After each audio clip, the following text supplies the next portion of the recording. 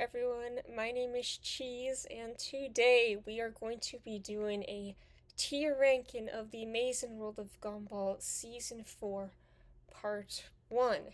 Because this video is going to cover episodes 1 through 21. And usually I like to split my videos into like two equal parts, usually like 20 videos a piece. But for this instance specifically, I'm adding the extra episode because of the Origins Part 1 and 2. Because it'll be extremely fucking ridiculous to talk about these two in separate videos. So, yeah. And I am particularly excited to talk about these because Season 4 is when I first started watching the show back in 2015, 2016. Like, this is what was new when I first became a fan. So there is a decent amount of nostalgia in these episodes for me. It doesn't really influence my like a specific bias or anything. It's just how it is. Okay, first up, we're not starting off too strong, are we?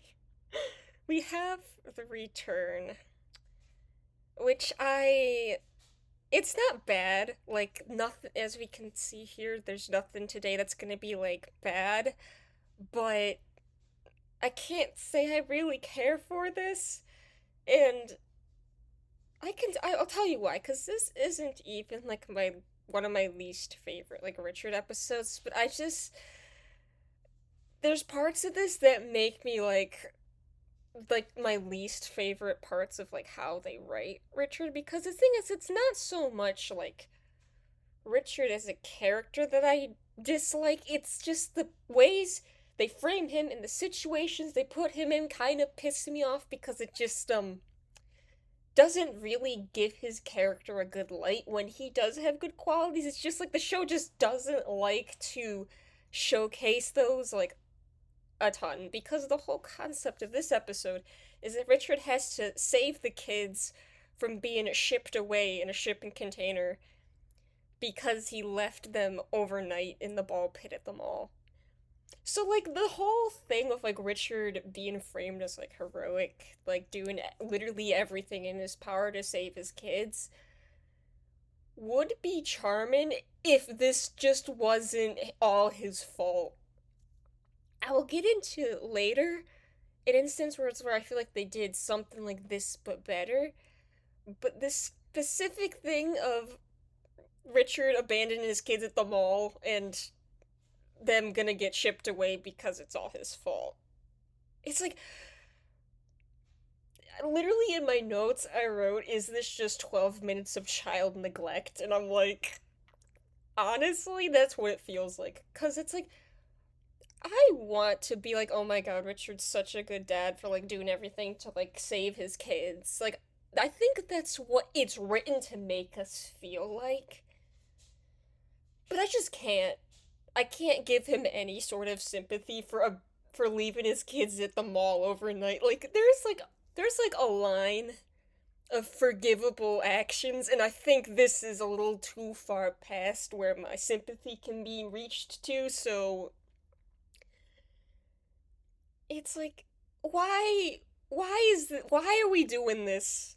Because the thing is, if we just remove that from this entire episode, yeah, it would get a much higher rank. Because I do like the shots of him like chasing the truck and like all of this different scenes where he's like doing different things to like figure out where the kids are. I like the suspenseful atmosphere and like how those scenes are shot and stuff. Like, I do enjoy that, but it's just like this entire story revolves around like Richard trying to unfuck up his fuck up, and it involves endangering his children. And I'm just like, this is only because of his own stupidity, because he was like too sleep deprived to like pay attention to where his kids were. And it because I don't even know this. It's like it's given an alcoholic parent vibe, like a parent that's like drunk and can't properly function, but they have to take care of their kids, and something ends up going wrong if the kids ended up being endangered. It's just like it's given that. I don't know if that's what they were like trying to frame it as, because it kind of felt like that in like the flashback scenes, but I no. It's like, is Richard better than this? I mean, he should be, but like, why are we putting him in this situation where it's like, oh, we're supposed to feel like he's the hero here, but it's like, no hero does this in the first place. I'm sorry. But like, despite like that being my major issue, is like, what the fuck are we doing type of thing. There are like some pieces of this that I specifically remember. Like, probably my favorite part of this is when he's talking to the guy in the parking lot, and then guy's like, you know what's worse than leaving your kids in a ball pit overnight? Standing here talking about it. Like, that's one of my favorite jokes because it's just like the tone of it is so funny. And when Larry was like, we sold the ball pit off to a country with less child safety laws, so your kids are going overseas somewhere, and I'm like, oh my god. And like the whole bit where like Richard's like tuning the car radio to like match the music of the situation they're in. It's like I like, there are pieces of this that I do like really enjoy. It's just like if like the overall picture is just like ugh, it's not doing Richard any favors no matter how hard they try to convince us that he's like the best dad ever when he's like trying to convince himself that he's a good dad. It's like, you fucking abandoned your kids at the mall. I don't think you can really come back from that. Sorry, not sorry. So it's gonna be a meh for me. It like, it doesn't piss me off enough where I'm like, oh my god, I don't like this at all. It's like, again, there's parts of it that I do like, and I like some parts, like if we remove the context from it, but it's like I can't with like Richard being like horrifically incompetent, where it's like, should you have custody of your children if you're losing them in the ball pit like that? It's like, I don't care if that's too harsh. It's just like, what are we doing? And this is like why I don't like the Roy and Richard to be like so stupid that he's like endangering people type of shit. So yeah, I don't care for that, but it's not like horrible. Okay. Okay, next. This is interesting. We have the Nemesis, which is the first like official episode where Rob is the enemy. Okay? Because as we saw last season with the Nobody, that was when like Rob's villain arc was instilled, where he's like, where he basically gains his purpose. But this is the first full episode where we see that in action. Where it's based, this is the thing about this that I'm just like, oh my god, is this is so weird in retrospect. Like, now that we know the full breadth of the lore with Rob, this is just. It's gonna be too dramatic to say this is quite chilling to see now. I mean, is it that deep? Maybe it is, but it's just like Gumball and Darwin like basically helping Rob be the best villain he can possibly be in like a such an unserious way. Like, they think this is a game. They don't give a fuck really. They just think he's just some guy like cosplaying as this villain that is like trying to do shit to them, but it's like they've never done anything to them, so they just don't care. When we know now that like Rob is willing to kill people, I'm thinking about like how he almost killed everyone Gumball loves in like the disaster and the rerun, and I'm just like, this is such fucking child's play in comparison to like literally anything else he does after this. So when they're basically playing toys with trying to make Rob the best villain he can be, it's so weird. It is so weird to see it like this. But like at the time, this is the first time we've seen anything of him as a villain, so like remove if we're looking at this like removed from the context that will come to be, this is fine, but it's just so weird to think about it. It's like, Gumball, you realize you are like feeding into your demise that is gonna be inflicted upon you later. But this one little thing that I found quite interesting is is like there's this moment where they ask him his name, and then Rob is normal about it.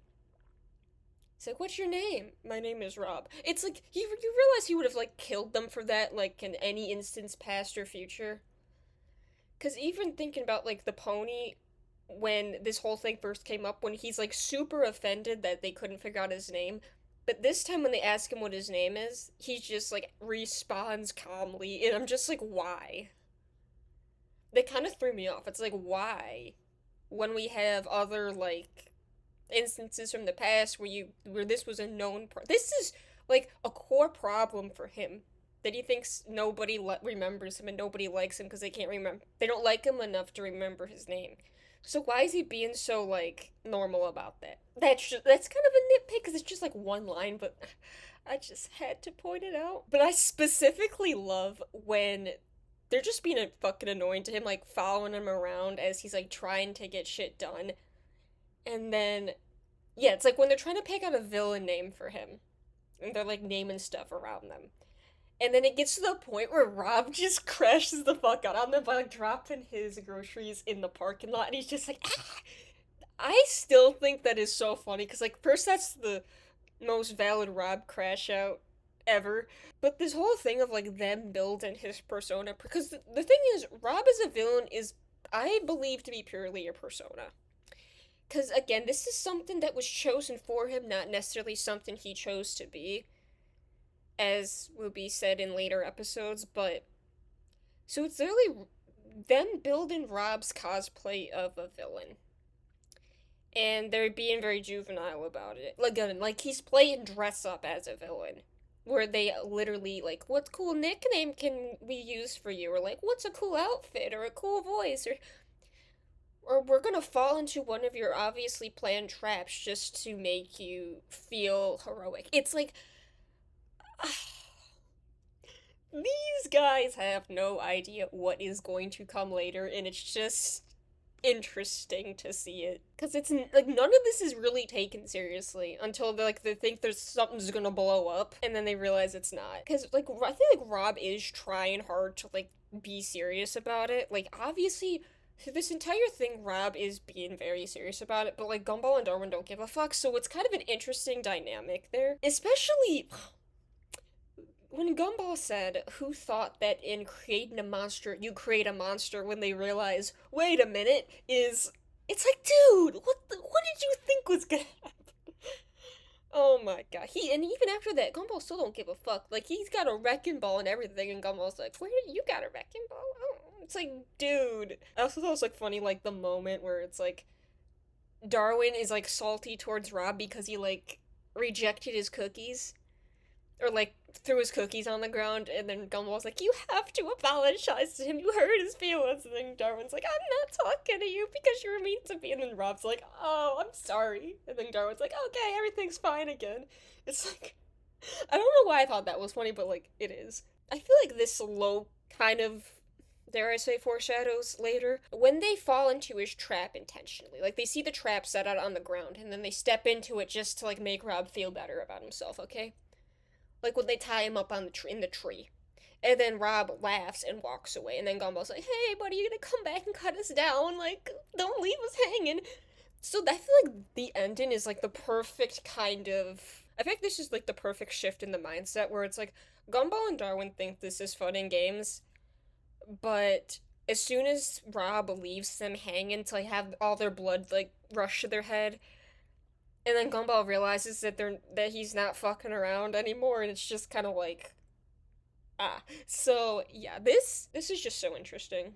Like any episode where like there's like Rob lore, I'm gonna be interested in. Okay, next we have the crew. Uh, what are we doing? My main takeaway from this is, what the fuck are we doing? Cause this confuses me because I just don't know why we are doing any. The thing about like episodes like this is like we have motivation of why they're doing this, but why do they have that motivation? Does that make any sense? Where it's like, yes, the characters can have motivations, or like obviously every character like has motivations, But why do they have these motivations specifically? Like, we just open up to them, like, discussing, like, who's the coolest group of people on the porch, where it's just like, okay, but how did we get here? Like, what prompted you to start thinking about this and then just immediately think that the old people are cool? It's kind of like, I feel like sometimes we just need a bit more exposition before we get into, like, the main idea. 'Cause it's like, oh, they want to be a part of the coolest group. Okay, but why do they want to be a part of the coolest group? It's like, how did we get here? I mean, Gumball does explain why he thinks the old people are cool, but I there's like some good commentary about like how the elderly are treated in society, like when Marvin says like I'm not used to being treated like a human being anymore, and I'm like, oh my god, I'm sorry. And specifically when Gumball's like, they can say the most offensive things that come into their heads because things were different back then. And I'm like, Jesus Christ. It's like, I thought that was specifically funny because it's like, well, it's like there are some good bits in this. It's just like I just don't know what the fuck we're doing here. Cause like especially the whole thing with them like trying to age themselves to fit into the crew and them getting spooked when they think that they're trying to like have them snipe Louis or something. Where it's just a great big misunderstanding. And it's just like I don't get it. I don't understand why we're doing anything that's happening. And even in like the climax scene where the old people like chasing them around, it's like it just feels like a nothing. Like obviously it's not supposed to be like taken super seriously or anything, but it's like is if this is the most like tension we have in this episode is like them just misunderstanding them, like teach them how to use the phone and not try to take him out, but I don't know. It's not my favorite. I don't find it interesting or anything. I put it below the return because at least the return I think has more moments that I like. Like at least we understand what Richard's doing here. I don't know what the fuck we're doing over there. So yeah, I'm just gonna I don't know. I just don't find it funny or like interesting or like that we should be doing anything like this. So anyway, next, we do have something that is interesting, which is the others. I feel like this is like a notable episode, like in this season specifically, because it's basically Gumball gains consciousness and realizes that there are more people than just himself in the world, and I'm just like, how? What? Because this whole thing of like, we're not gonna question how he does this, because Gumball logic, I guess.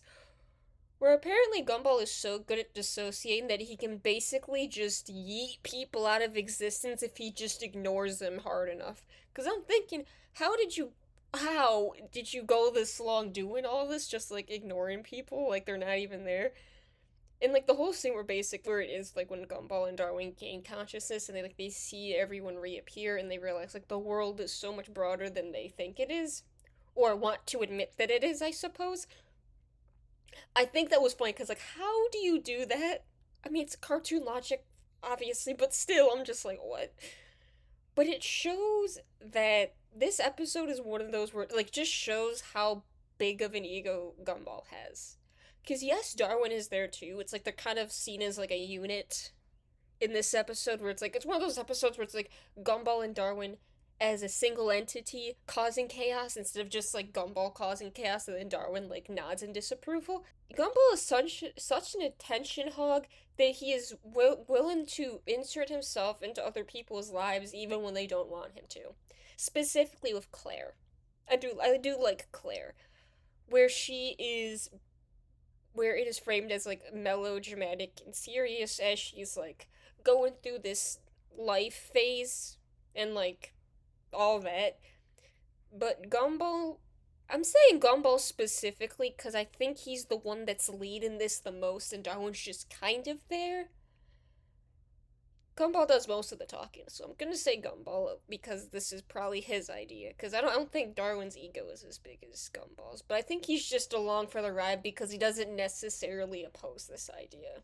where Claire is just trying to like live her life normally, but they won't leave her alone because they're willing to have their main character moment and be able to fix all of her problems and make sure she has a happy ending no matter what it takes, because it's kind of like the comparison between like pessimism and optimism, kind of, where it's like the whole scene where Gumball and Darwin are like trying to teach Claire like the reason why your life sucks is because you just mope around all the time. If you actually take initiative on your life, then maybe it'll be better. As seen with Darwin throwing Gumball out the window.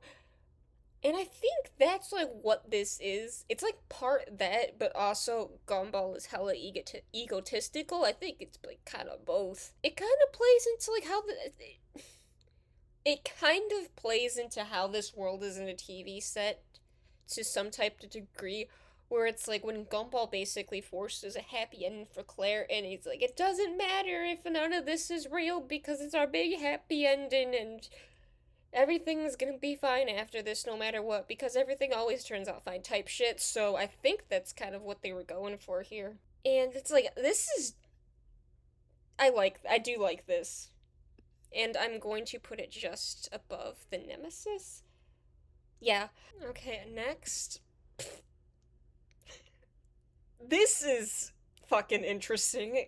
The signature. My opinion about this changed like halfway through watching it, but even then I'm like, what the fuck are we doing? Because I will tell you that like the first half of this episode just is just what the hell is going on. I know it's meant to be that way.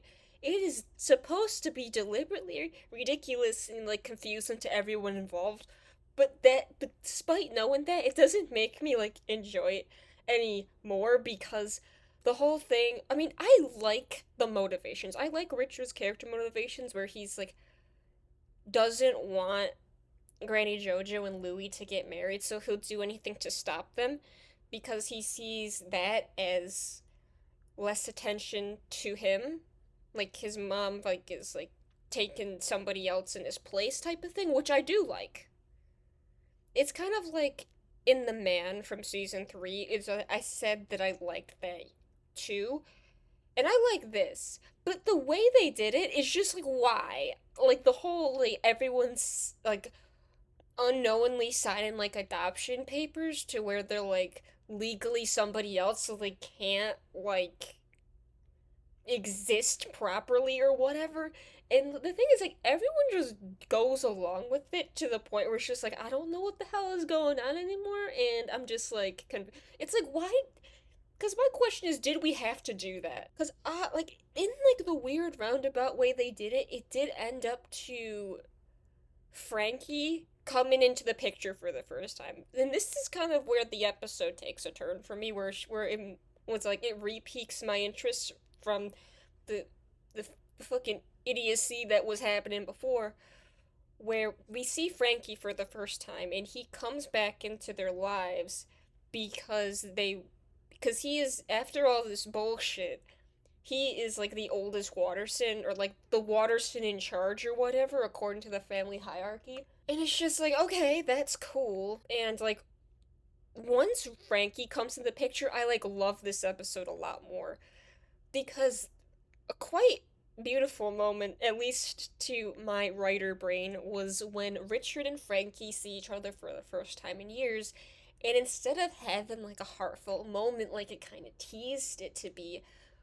Richard starts yelling at him like, where the fuck have you been my entire life, and why is it now that you are coming back, you motherfucker? And Frankie's just like, oh, nice to see you too, son. It's like, Richard, I love how he's written, like, in the second half of this episode. Because that is such a great way to frame it. Like, yes, you can do it. It's like, oh, I'm fine. It's so good to see you again type of thing. But this is the most realistic reaction. Because he has, like, so much, like, built-up resentment towards Frankie because he has, like, literally abandoned him as a kid. To where it's like the first time you see him is not gonna be like, oh my god, I miss you so much. It's like, where the fuck have you been, you lowlife? And I'm like kind of in love with that.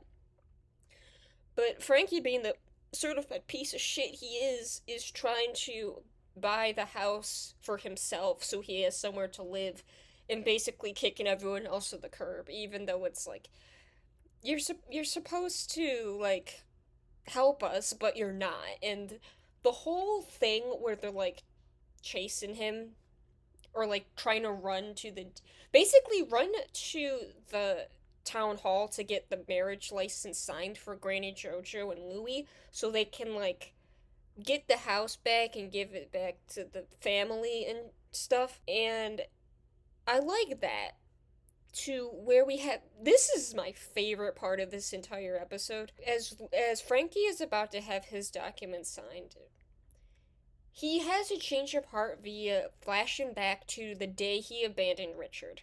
Okay?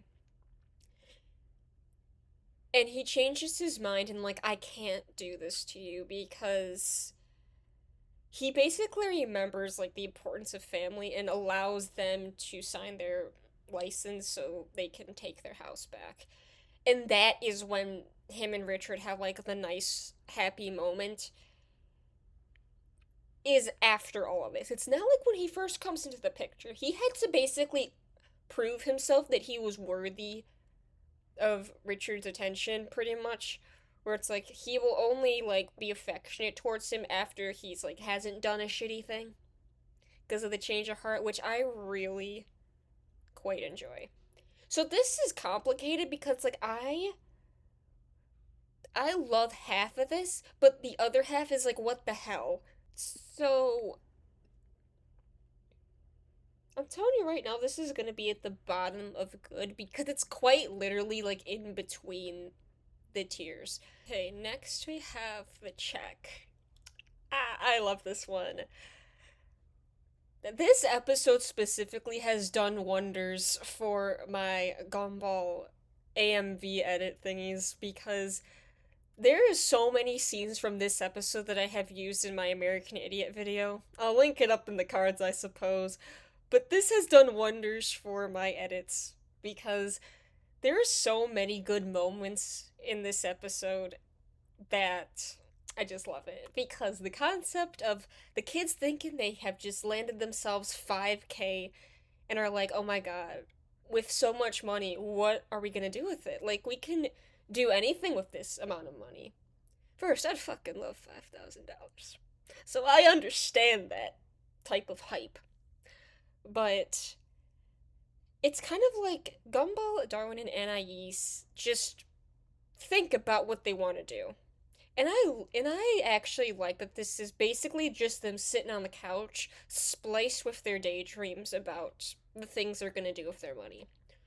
Where it's like Darwin wants to open up a charity so he can use his money to like help people, but it ends up turning into like a gross mega corporation that doesn't actually use the charity money to help people and it just pays for people's salaries and like office building rent, and to the point where like Darwin accidentally like causes the apocalypse or some shit, and I'm just like, oh my god, because I specifically love like his TV commercial when he's just like screaming through the TV. It's like, give us money so we can help people right now. It's like it's we have the mix of like sweet Darwin and crash out Darwin, and I think this is an incredible display of both. And Anais wants to use her money to basically invest so she can get all the money in the world for herself, so she can destroy it and basically have everyone live in like a happy commune or some shit like that, where they're just like prancing in the woods, free from the chains of capitalism, pretty much. And when the only downfall is like people aren't really built to live in the wilderness. It's like, oh, you're just gonna get eaten alive, actually. The fact that like every person has like good intentions for what they want to do, but just the nature of existence and like shit prevents them from like fulfilling what they want to do. Because like Darwin wants to help people, but it's like once you get to it's easy for like a charity to get corrupted or whatever, and Anais is like, well, the ideal solution is everyone to be free from the chains of the system, but it's like we can't survive in the wild type of thing. But Gumball's is a bit different, and probably a very iconic piece is him thinking he's gonna be president so he can enact all the laws he wants to make his life as cool as possible. And then Anais is like, dude, you're gonna like destroy humanity if you do this because it's like the future scene in Wally, okay? It's like this is like the same idea that Anais is trying to get at. It's like, do you want that to happen? Is that what you're trying to get at? But specifically, the most iconic part of this episode is Gumball. It's like, my fellow Americans, I think we know where this is going, so let's just cut to the chase. And it, like, blows up. It's, like, beautiful. Beautiful. But it's like, no matter what they think of, it's like, no matter, like, it's basically no matter what they can think of as, like, good ways to, like, help people. Because I think everyone, even Gumball, wants to, like, help people. In the fact of, like, he wants to make everyone's lives easier for them or whatever. But there's no perfect solution to anything, really. And things can be easily corrupted. But then they realize they cannot split 5K between three people evenly, and then it's kind of like the primal part of them come out where they're like fighting over money. Because the rest of this episode is literally the entire family fighting over the money, where even Nicole and Richard get involved in it because they want a piece of that too. And I absolutely love like the invisible car chase scene. Like that is one of my favorite like car chase scenes or whatever because they take advantage of the cartoon logic to like its greatest degree where it's like this feels so intense, this feels like there is stakes here because there's like the extremely tangible motivations and rewards because the pursuit of money is one of the most primal human motivations, you know. So like why is everyone fighting over money? Who's not gonna fight over money? And kind of like that paired with like the way this is shot and animated is just I absolutely love it. How they're like actively trying to destroy and disarm each other for in pursuit of money. It says a lot and I love it. And of course, plot twist when Louis just forgot to add the decimal point on the check so they only get $10 a piece. But you know what? That doesn't matter because they're so happy about it. It's like, we all get $10. Grandpa Louis is the best guy ever. I love how this ends where it's like even though they get a lot less money than they thought they would, they're still like grateful for it and they like think Louis is like the best ever. So I fucking love that. I love it. Which is why this is great. Love it. There's like so many iconic bits to this and I just love. Okay, next we have the pest. Ooh, I love this one as well. I think more now than before, I think. Because my favorite part of this whole thing is how much of a good brother Gumball is to Anais. Like, it's so freaking cute! Like, I love everything about this. Because as they see Anais beating the piss out of her stuffed animals, and they're like, what's wrong? We can help you with whatever's wrong. But this was like a Jesus Christ type of thing. But it's like, oh, this was kind of like, oh my god.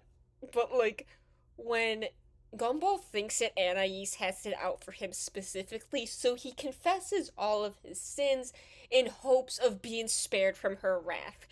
In like all basically he admits to all the shit he has done to her to disadvantage her for his own gain.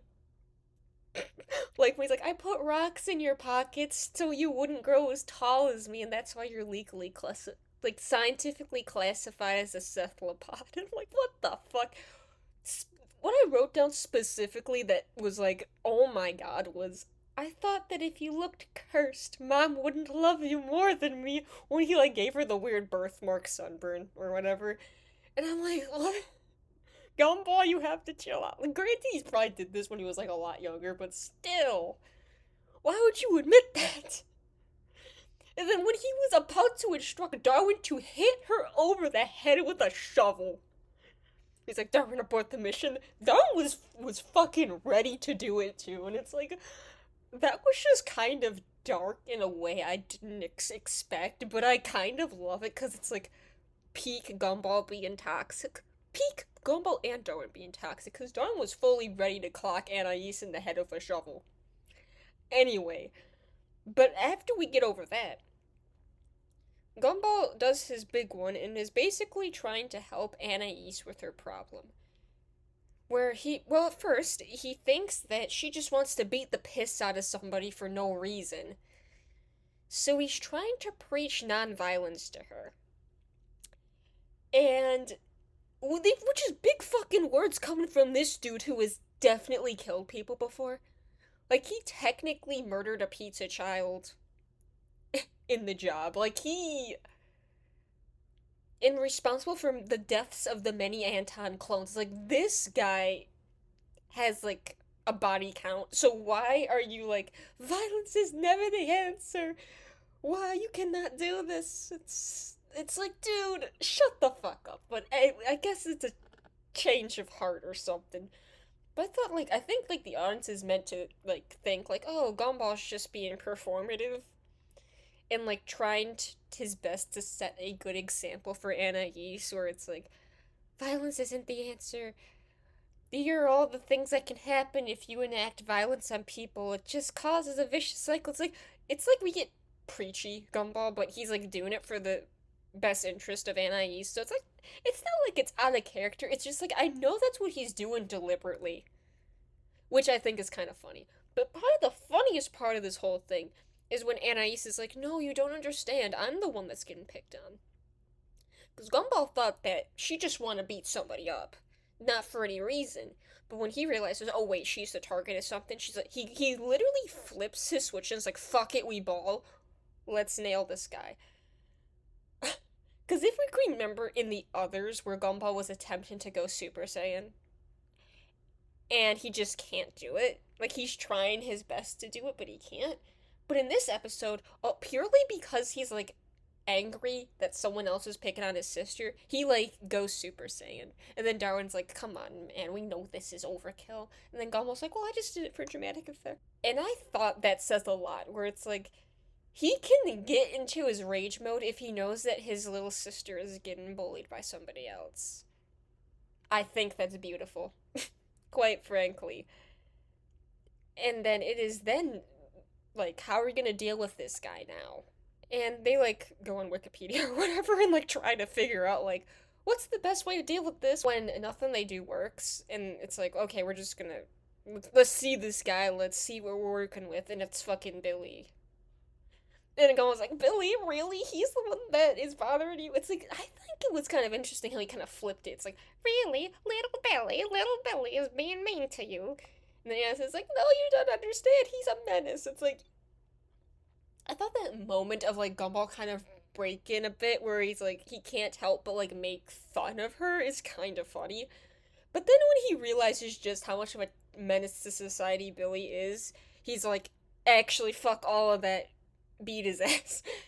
And fake out, and Ace just walks away. And then he's like, well, I guess that's that.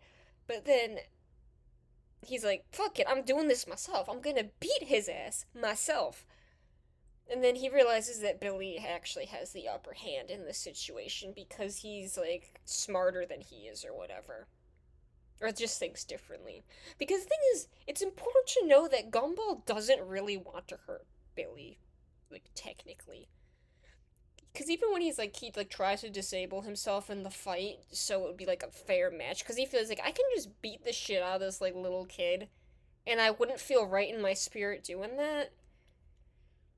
Because even, like, when he's like, Darwin, give me something hardcore to fight him with, and when he throws in the microwave, he's like, okay, something less hardcore. It's like, Gumball doesn't really want to fight him. He just wants to avenge Anais. And that's all he really wants to do. But Billy's out for blood, so he don't give a fuck. Because the whole, like, fight scene, I suppose, like, where it's, like, I found it cool that they were, like, talking to each other as they were doing this to, like, make it more interesting and like also tell the story. But it finally gets to the point where it's like, okay, this isn't working, so we should probably just talk it out. It felt interesting where Gumball's like, wait, just stop. Can we just talk about this? Like, this clearly isn't working. And then Billy's like, okay, fine. But then, probably my favorite part of this episode is when Billy explains why he's doing this, why he's being a little shithead. Is because he's extremely butthurt that Anais rejected his advances, as seen in the last season with the egg. This is basically the follow up episode to the egg, where Anais rejects him because it's like, you know what? Now that I know you, I don't want to deal with you anymore. But it was like Billy liked her like as a crush, and Anais just didn't. She don't even like him as a friend. So he got double rejected. But it was interesting where it's like his life is perfect except he can't have Anais. So he's gonna be an incel about it and like make her life worse. I have personally dealt with guys like this like in my youth. Like if you don't like them, they'll just be a terror to you. I'm being dead ass. So this is actually like I understand why they wrote it this way because some guys are just fucking like that. So when Gumball hears all this, he's like, oh, basically like fuck you. Like your life is perfect. Like you're a broken man because Anais doesn't love you even though your life is perfect. It's basically like, dude, you need to get a fucking grip. Like life isn't perfect. Life isn't how you want it to be all the time because realistically, everyone's life sucks to some degree. And you already have it so good, so you should just like be grateful for what you have type of thing. I thought it was really interesting, like Gumball is the one that's like relaying this message to. As kind of like he's like the older person in this dynamic, so he's gonna bestow his wisdom upon Billy. Where it's like, life kind of sucks, dude. There's nothing you can do about it, so you might as well not make it worse for yourself. I thought that was like a very nice way to put it. It's like, yeah, life sucks, but do yourself a favor and don't make it worse for yourself by like groveling. And then Billy's like, yeah, you're probably right. So I love how like Gumball was the one to teach him a lesson. Probably some words he could take for himself. And they actually are like agree upon it and are like, "Oh, I'm sorry for everything I did. I was being silly." Then cut to Anais knocking him the fuck out. Cuz as of course we know, when Anais was walking away, she wasn't abandoning the fight. She was winding herself up to beat his ass. And then Anais is like, "Yeah, I was waiting to do that." And then Billy's like, "Is this one of the low points that you're talking about?" And then Gumball's like, "How many bends in your arm do you have?" And he's like, "3." And then Gumball's like, that's about a middle, like in the middle. I love that ending joke so much because just like, you're in pain right now, but considering like all the other shit that could be wrong with you, it's like, that's about in the middle. It's like, oh my god. So I fucking love this because there's just the whole I am interested in the story from start to finish through all the turns it takes, and I just love it. I love it so much. Okay, next we have the sale. Oh, I love this one too. I think this is one of my I don't know. I like this as a Mr. Robinson episode, okay? Because I feel like the context we find ourselves in where it's like, okay, season 4 of the series. Where are they at with Mr. Robinson? Because kind of like their relationship has kind of like evolved throughout the seasons. Where it's like, but the underline of everything is that they still have like this ignorant innocence towards Mr. Robinson where they think in this episode is specifically framed like they pray to him like as like a god or something. Like the dead ass shrine they have in their house for him and all of that is kind of like purposefully delusional. You think that by season 4 they'd get the hint, because maybe in like season 1 or 2 they still kind of have that childlike innocence, but now we're pretty far past that. So they're just kind of being stupid for the love of the game, and I'm kind of obsessed with that. Where it's like, we know they're acting irrationally, but I don't care that they are, because they just love the Robinsons so much they will do anything so they don't move out of their house.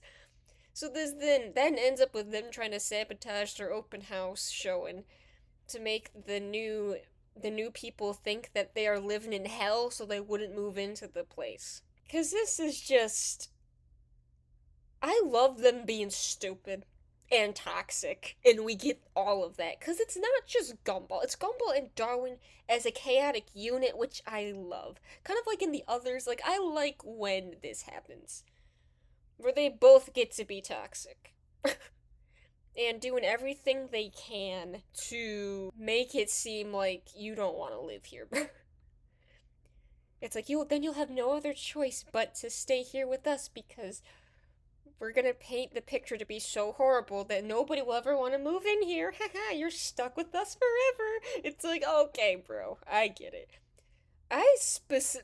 What I found the funniest was like when they tried to basically cosplay as like a cop and a criminal, where it's trying to be like frame it as them being in like a crime-ridden neighborhood where Darwin gets too carried away with being a cop and just beats the shit out of Gumball like accidentally when he says, "With a badge and a uniform and an unchecked sense of authority, I got a little carried away," and then Gumball like has two black eyes or something. It's like, dude, this is why it's like we get to see Darwin being specifically toxic too, which I just love. But it kind of turns a bit when they believe that they are only buying the house because there's oil underneath it. Even though we know that they're just vegetables that want good soil to plant their children in, but they are convinced that there is oil underneath their house. So they try to tell them that. It's like, don't sell the house, you can be so rich with all the oil you have under your house. And for a brief moment, they believe that is the case. When they poke the ground and all the brown shit water comes flying out, and they're like, oh, it's oil, we're rich, we can stay here because we have no reason to move now.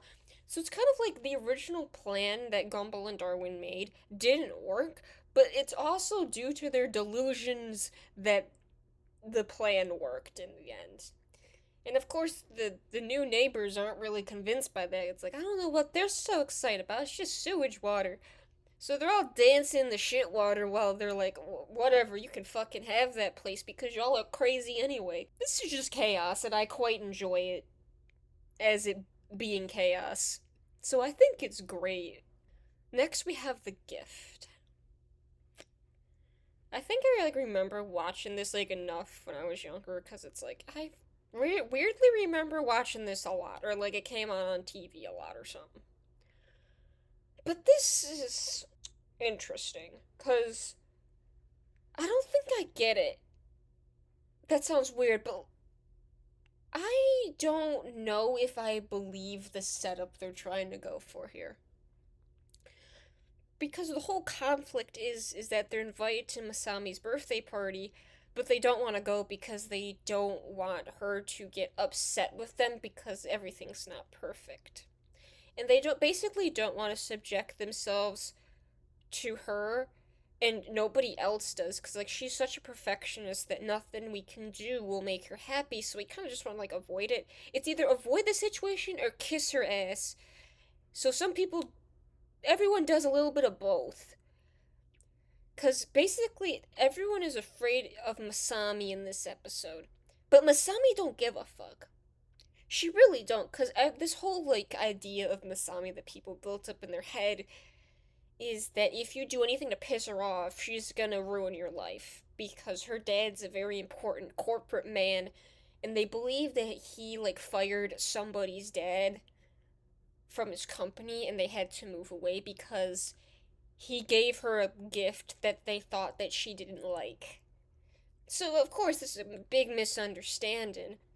But I wonder because, like, the seeds to this just haven't been planted enough where it's like Masami is like this. Like, she's kind of, like, preppy and kind of snooty, but it's like we haven't really come across, like, people are actively scared of pissing off Masami type of thing, not because, like, I would say even, like, in the storm or something, it's like there would be reason to piss her off because she'll become a tornado cloud, but here, she exhibits no signs of being, like, that stuck up. If anything, she's trying to dismiss everyone. It's like, listen, I don't want to deal with y'all like this because you're just being annoying, and I'm like, just forget that it is my birthday. So I didn't even, besides like the invitation is like I think what they're pulling from, it's like the very grand invitation that blinds people is like kind of the evidence of she is so stuck up and rich or whatever that we should be scared of her. I mean, I also didn't like the whole thing of like the invitation that blinds people. First, rip Larry, but that's kind of fucked up, don't you think? I'm thinking about like the second time this happens, like when they're trying to talk themselves out of going to the party by saying, "Look how we lost your invitation. I guess we can't come." And then Masami's like, "Okay, fine. We'll just get another one." But what I always knew this, but I just looking back at it, I'm like, God damn, is how graphic they made their eyes look like they're bleeding when they're not. Because when they first see it, it's just their eyes go black and they're kind of like in shock. But the second time, it's like the whites of their eyes are red and their pupils are like melting as they're like looking at this thing. It kind of looks like a creepy pasta eyes, if you catch my drift. And it's like, it's so gross, but I love it.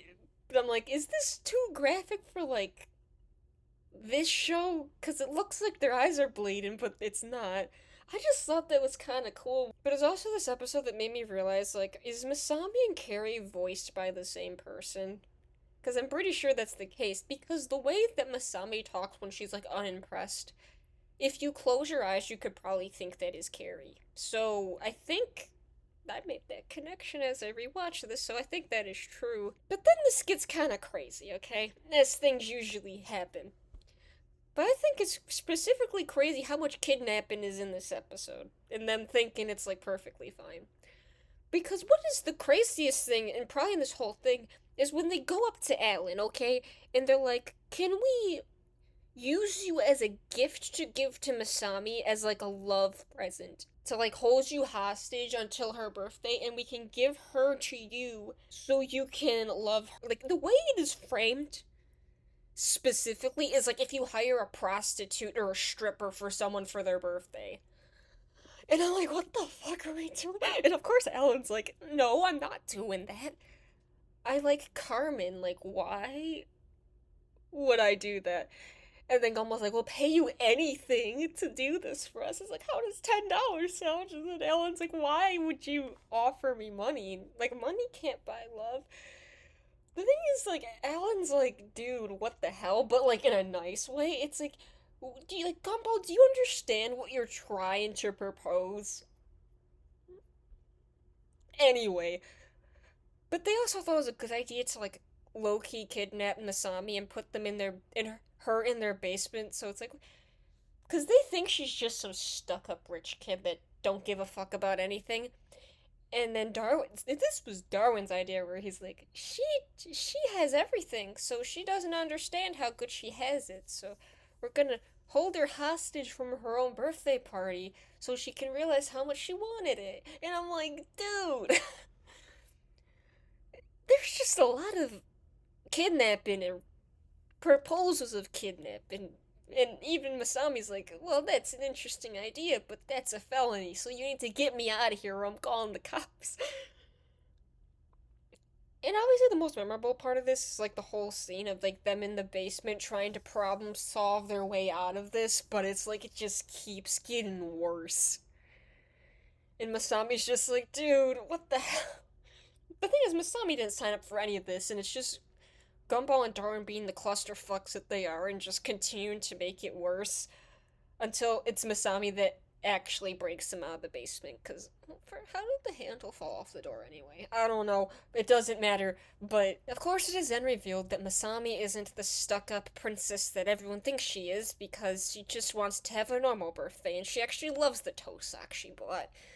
So it's like we didn't kick his dad out of town. He just moved away because he got a promotion. And I'm like, okay, I guess they wouldn't have known that. But I think this is weird in first where this ends up. It's like, what are we doing?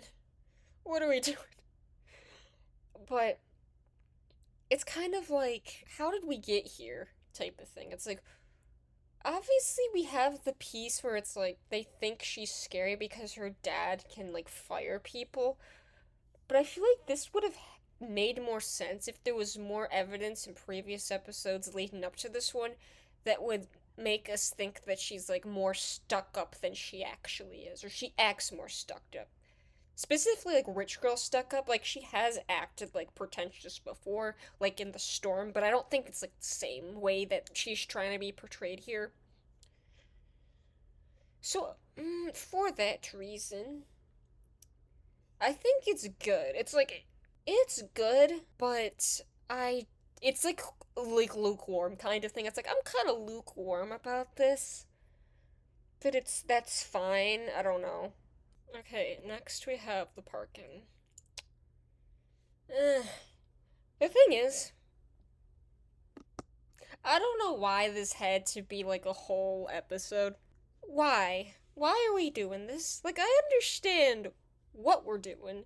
I understand everything that's going on here. It's just why did this have to be an episode? Because I understand the concept of taking like a mundane thing and making like a big deal out of it, like making a whole adventure around trying to find a parking spot at the mall.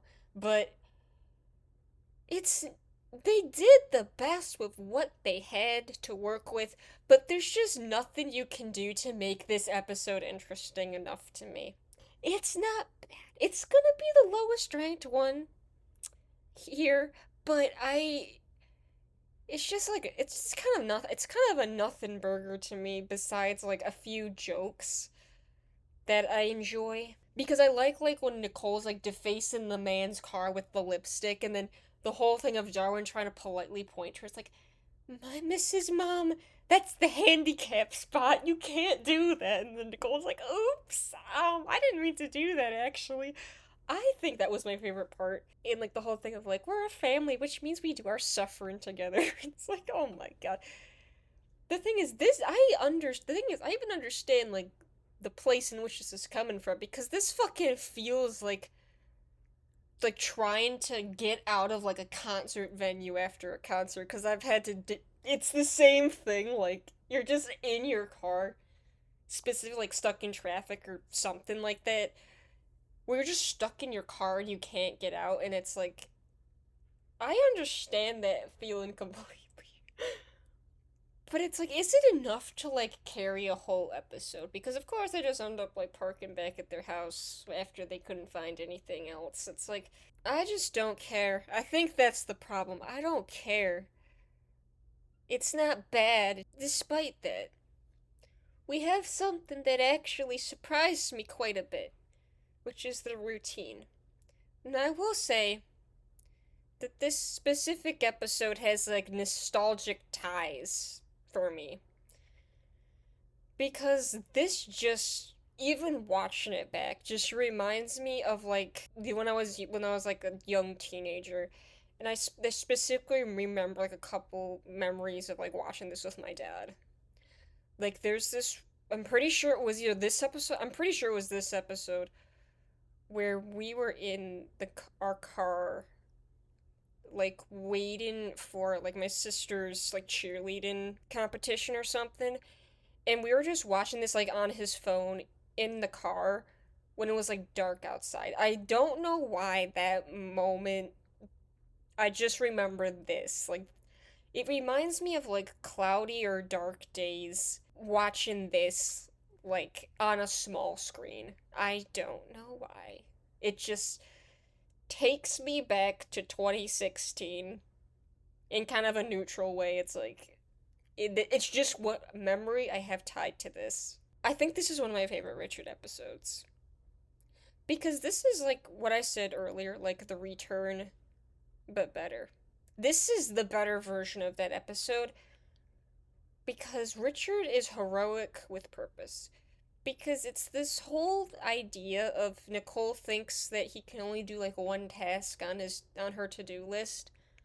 It's like I've never seen him make it past one. So it's like at first it framed him as being like, oh, he's so incompetent that he can't complete a to-do list.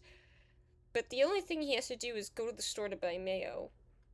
So it ends up following this grand hero's journey of Richard going to the store to get mayo, where it is framed as kind of like a fantasy sequence where he is like a brave knight enduring the trials to go to the store to get the one thing he is searching for. And I just fucking love everything about how this is like shot, animated, color graded, everything.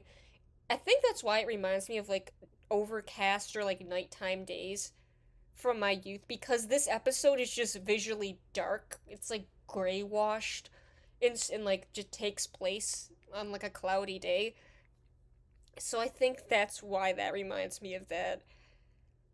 But I like that Richard is like actually heroic because he does indeed get the mayo and he comes home in time for dinner, and everyone thinks like, oh, he didn't move from the same place. He only put his pants on. But it's kind of like Richard's efforts kind of go unnoticed, but that's just kind of the way it is because like the ending shot of Gumball getting the mayo out of the fridge as it's like no big deal, even though Richard spent the entire day specifically trying to get that. So it's like he did do his thing. He did do what he was set out to do. And he did it successfully. Even though it took a while to get there, he still did it. I just love that. Yes, it's not much. It's really not much, but it was what he did what he set out to do, and he did everything expected from him. I'm kind of loving that. And I feel like Richard can properly feel like a hero and make us, the audience, feel like he is the hero because he does complete his journey. Like, he completes his task, and he does everything in his power to get the mayo like he was supposed to.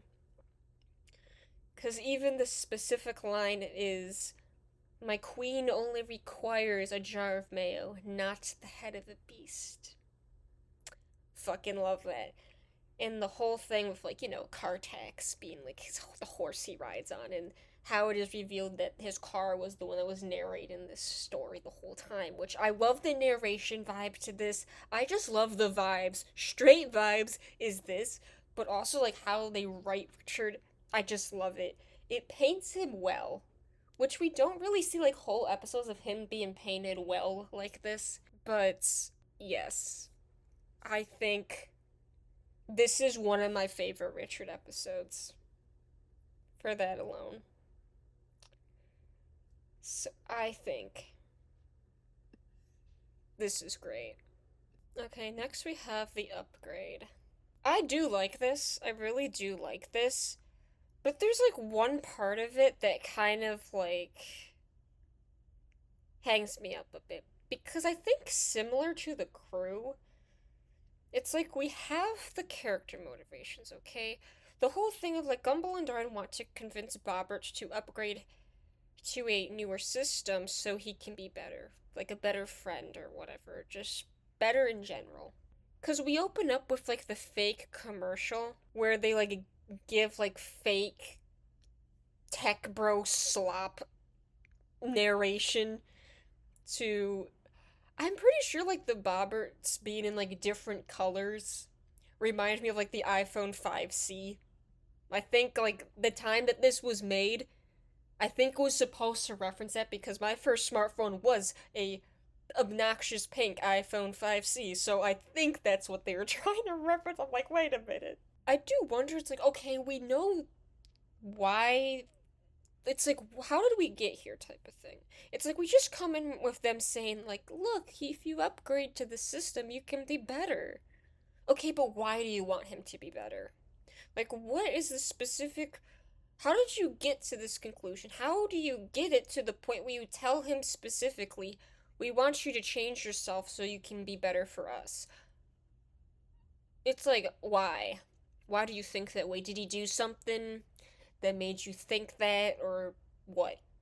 Because it just kind of feels like it was pulled out of thin air. I don't know, maybe, is it just me?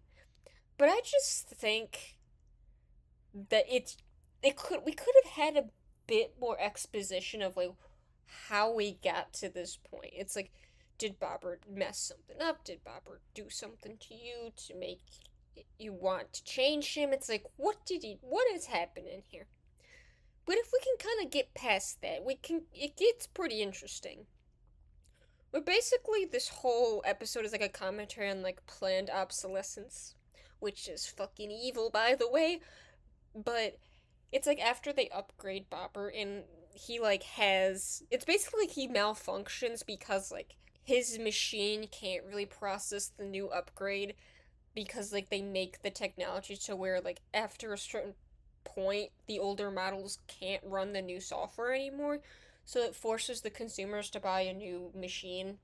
That's what they're doing, because once they realize they have to basically trade in Bobber to the new system, and then they realize basically like, oh, we can't do this, he's our friend, we can't just replace him like this. And I'm thinking, you're figuring this out now, not when you first proposed the idea, not when you first thought of this, is when you thought that maybe we shouldn't do this to somebody that we see as an equal to everyone else we know. But obviously, like, everyone's favorite part of this, and mine as well, is the whole thing of when they're falling out of the plane. Because they run after the old Bobbert to basically rescue him from being dumped in a tech landfill or something like that.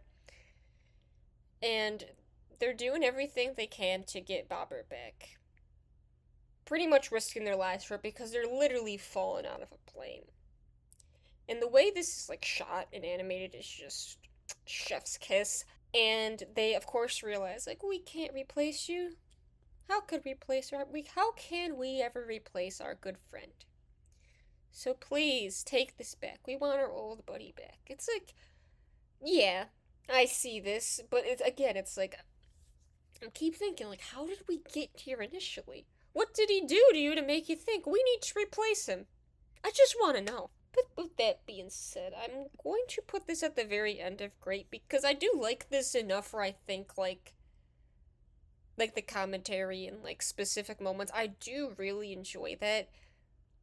But there's just that is what's kind of like, it's like, why do you think this way? I just want to know, why do you think this way? Next, we have one of my favorites, the comic. Oh boy, I have loved this for so many years, and I still do.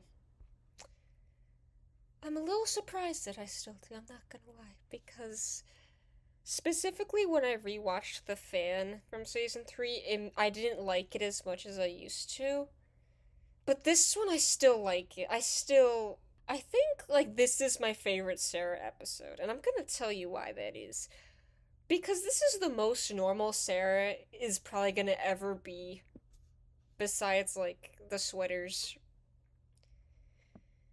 Because at this point, we've had enough time with Sarah to, like, establish firmly her relationship to Gumball and Darwin. But this whole thing of like Sarah creates this comic that's inspired by them and then Gumball gets super into it, I love it. I just love how they're like doing a nice little thing, okay? Because I think it's kind of cute that like Sarah's comic is like kind of like a cult classic within the school where like everyone references the comic when Gumball doesn't know what they're talking about. So I think it's like really sweet that like everyone else really likes her comic story. And she's kind of like a micro celebrity or something for it. But when she shows Gumball this, he thinks it's the coolest thing ever. He's like, "Oh my god, I look so cool." And Darwin's like, "Dude, what the fuck?" I love how like in the first half of this episode Darwin's like, "You're being ridiculous." Like being so like unimpressed by all this is like, you look stupid in the comic drawn because who the fuck looks like that like anatomically incorrect looking ass, and it's like superheroes are so lame. Why are you so into this? Because it's very important to know that this is very good for Gumball's ego. It is extremely good for Gumball's ego that Sarah draws him as this very brave, muscular person who's like so cool and fights all the bad guys and does all the shit. It's very good for his ego that someone else sees him as cool as he thinks he is. Even though Darwin knows that this is just a glamorization because she does write like stories based off of things that he does. But obviously it's a more dramatic version of that. And Darwin is not holding out his suspension of disbelief in any capacity for this. Because he thinks that she's just gassing up Gumball and he thinks it's ridiculous. But Gumball's having the time of his life, believing that he's really a hero. Because the thing is, Sarah's story convinces Gumball that he is a hero. Like, oh my god, I'm so cool. I can do anything I want. Like, specifically the whole thing where he's, like, with Tobias's dad and, like, trying to do all that is he's being appropriately delusional because he wants to believe so badly that he is as great as Sarah writes him out to be. Obsessed. But then the tables turn for Darwin, specifically when he gets into it when Sarah writes him into the story. And she's like, oh, I guess you won't like it that I wrote you into the comic. And then he's like, wait a minute. I think I can get into this. So it's basically Darwin was low key feeling left out or something. And so he is immediately on board when he realizes that he's like an important part of the story as well. So it's great that technically at the end, like both of them get like invested into Sarah's story. Like this is I the thing is, Sarah is not even like that creepy in this episode. She's literally just drawn the comics. Like, this is the most normal I think she's ever been. Minus this one thing that I'm like, okay. Because the costume that she, like, gives Gumball, I think this is like the undertones that I gathered from this scene where she sees him try on his costume for the first time. And she's like, my costume looks nothing like me, but your costume is perfect. My notes literally say the fucking goonin noises she makes over Gumball's outfit is disgusting, what the fuck. That was the only thing that was like, okay, we are still grounded enough in reality to know that Sarah's a fucking creep. I firmly believe that Sarah sexualizes Gumball the most out of the two of them. Because mind you, Darwin's outfit is like normal, like he just wears like a mask and heels or whatever.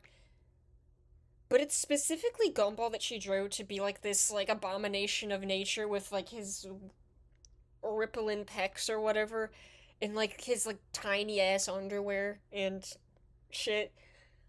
Like it is kind of like implied by the way she draws him that she's like sexualizing him.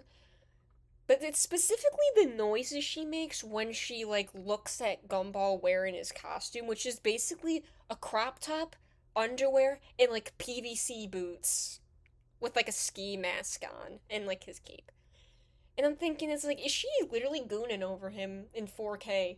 Because, like, the weird, like, as she's, like, rubbing her knees and, like, making this weird face. And then Darwin's like, this girl's got issues. And then Sarah's like, that's right, I got every issue. That was so funny. I loved that joke.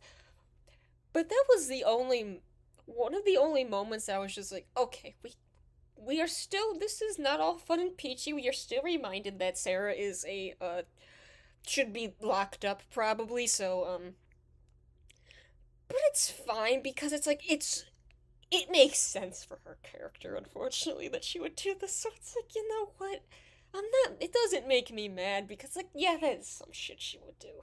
And there are just, I think like every scene in this episode is just like there is so good because even specifically the where is the ball scene is just so funny. I just love that. But then things turn for the worst where they actually get mugged in the park.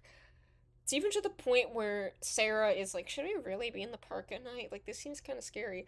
But Gumball has his head so far up his ass that he's just like, I can deal with this. I can do anything I want because I'm the hero and I'm. The thing is, like, Gumball getting caught up in his own ego causes them to get into danger. Kind of. Because, like, would he do this? Would he be out in the park at night if he didn't think he could knock someone out? I don't think so. But when the shadow guy basically mugs them for $7, and then it is then where Gumball is brought back to reality. I think the whole shot with him, like the silence of him bowing his head and throwing away his costume as he walks into the distance after this happens. Like, I love the way they wrote the muggin scene, okay? Because it's basically the moment when Gumball's bubble bursts, and then he comes to the realization that, like, I'm not as great as I think I am. It's kind of like Gumball's ego is extremely fragile. I think this is a known fact that Gumball's ego is very fragile.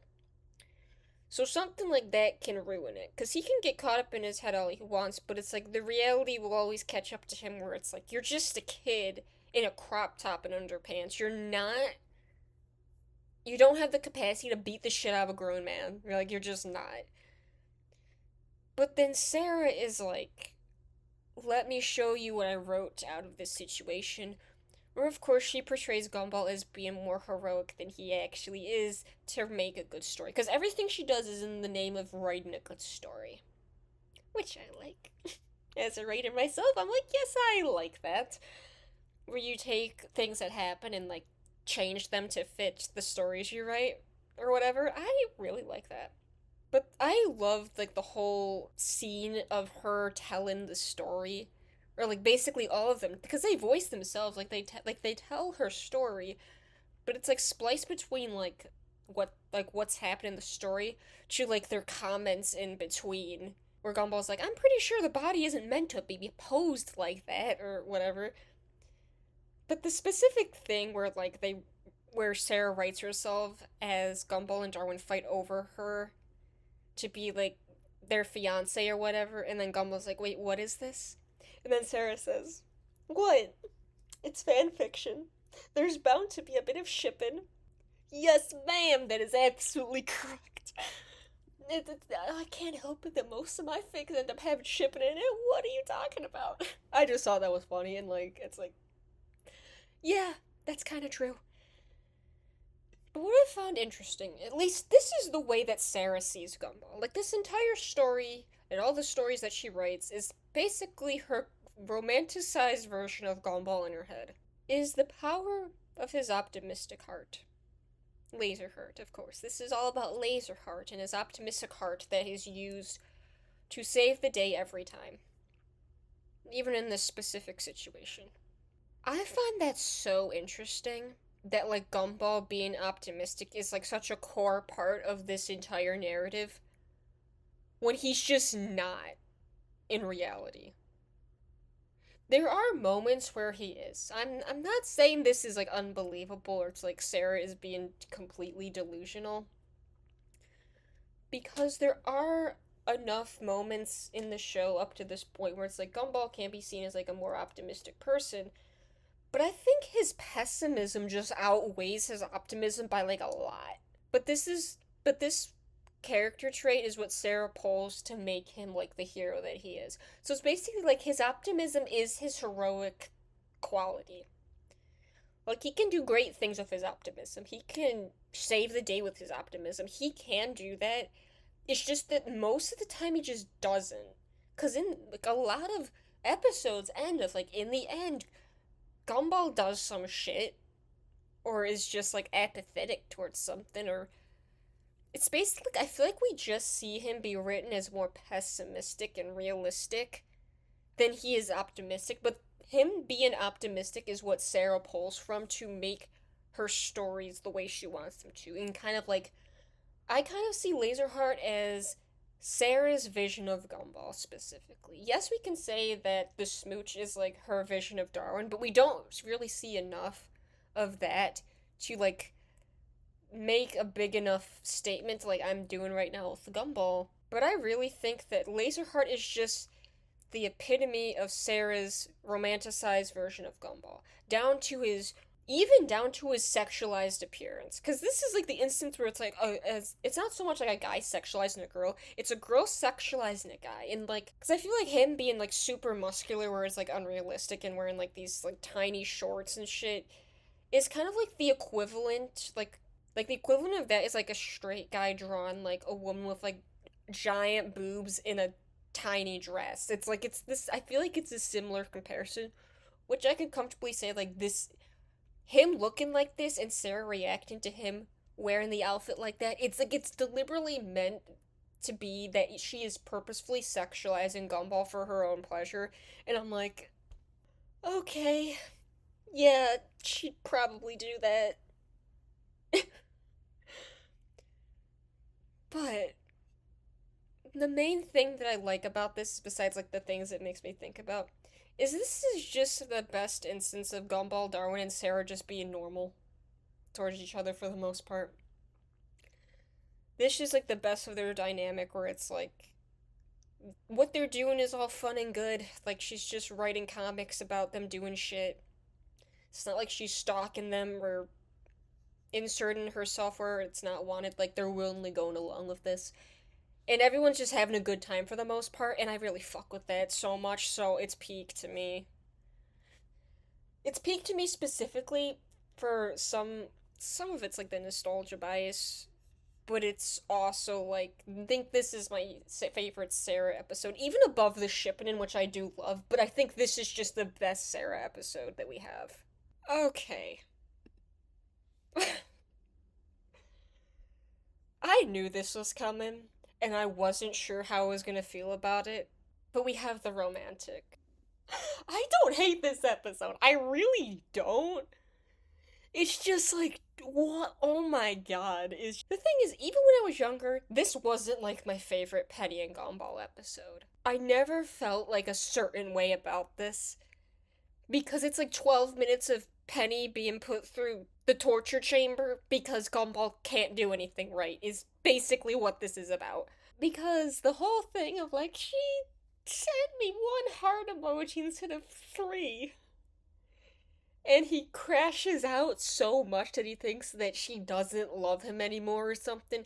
So he sets up this grand scheme where it's like a treasure hunt for her as to like remind her of like the times they had and like all of that to basically remind her of how much he loves her or something like that. And it just goes so wrong where literally everything that she has to endure ends up with her suffering in some way. Whether it's her almost getting in a car accident in the bus, her about to get like eaten alive by like the thing she made in the science lab, or dying of dehydration, or having an allergic reaction to the ice cream, or almost getting fucking eaten alive in the woods. Like, Penny is my favorite character, okay? And I'm like, get her a gun. I can't deal with this anymore. Get her a gun. She needs to kill Gumball at least once. I love them so much, but she needs to beat his ass at least once because sometimes he deserves it. This is so complicated because it's like I want Penny to beat Gumball's ass so bad over this because this was completely avoidable. If he was less of a dumbass, this would be fine. But of course, it's not, so it's like Penny has to needlessly suffer because of him, and I'm like, I am not like these other bitches. If you muff up and you hurt her, I will hunt you down like the motherfucking dog you are. And I will kill you. On God. it's just like, ugh. But probably my favorite part is like when she ends up in the desert and she reads like the message that he gave her written in bones. It's like I misspelled it. I meant the dessert place, not the desert, but I should have fixed the note in the school lab instead of doing all this, but I guess it's too late now. Because I cannot emphasize how avoidable this all is. And then when Penny starts psychotically laughing as she turns into her Medusa form, it's just poetry. Because that's how I fucking feel throughout this entire episode. It's like, girl, crash out on him, I fucking beg of you.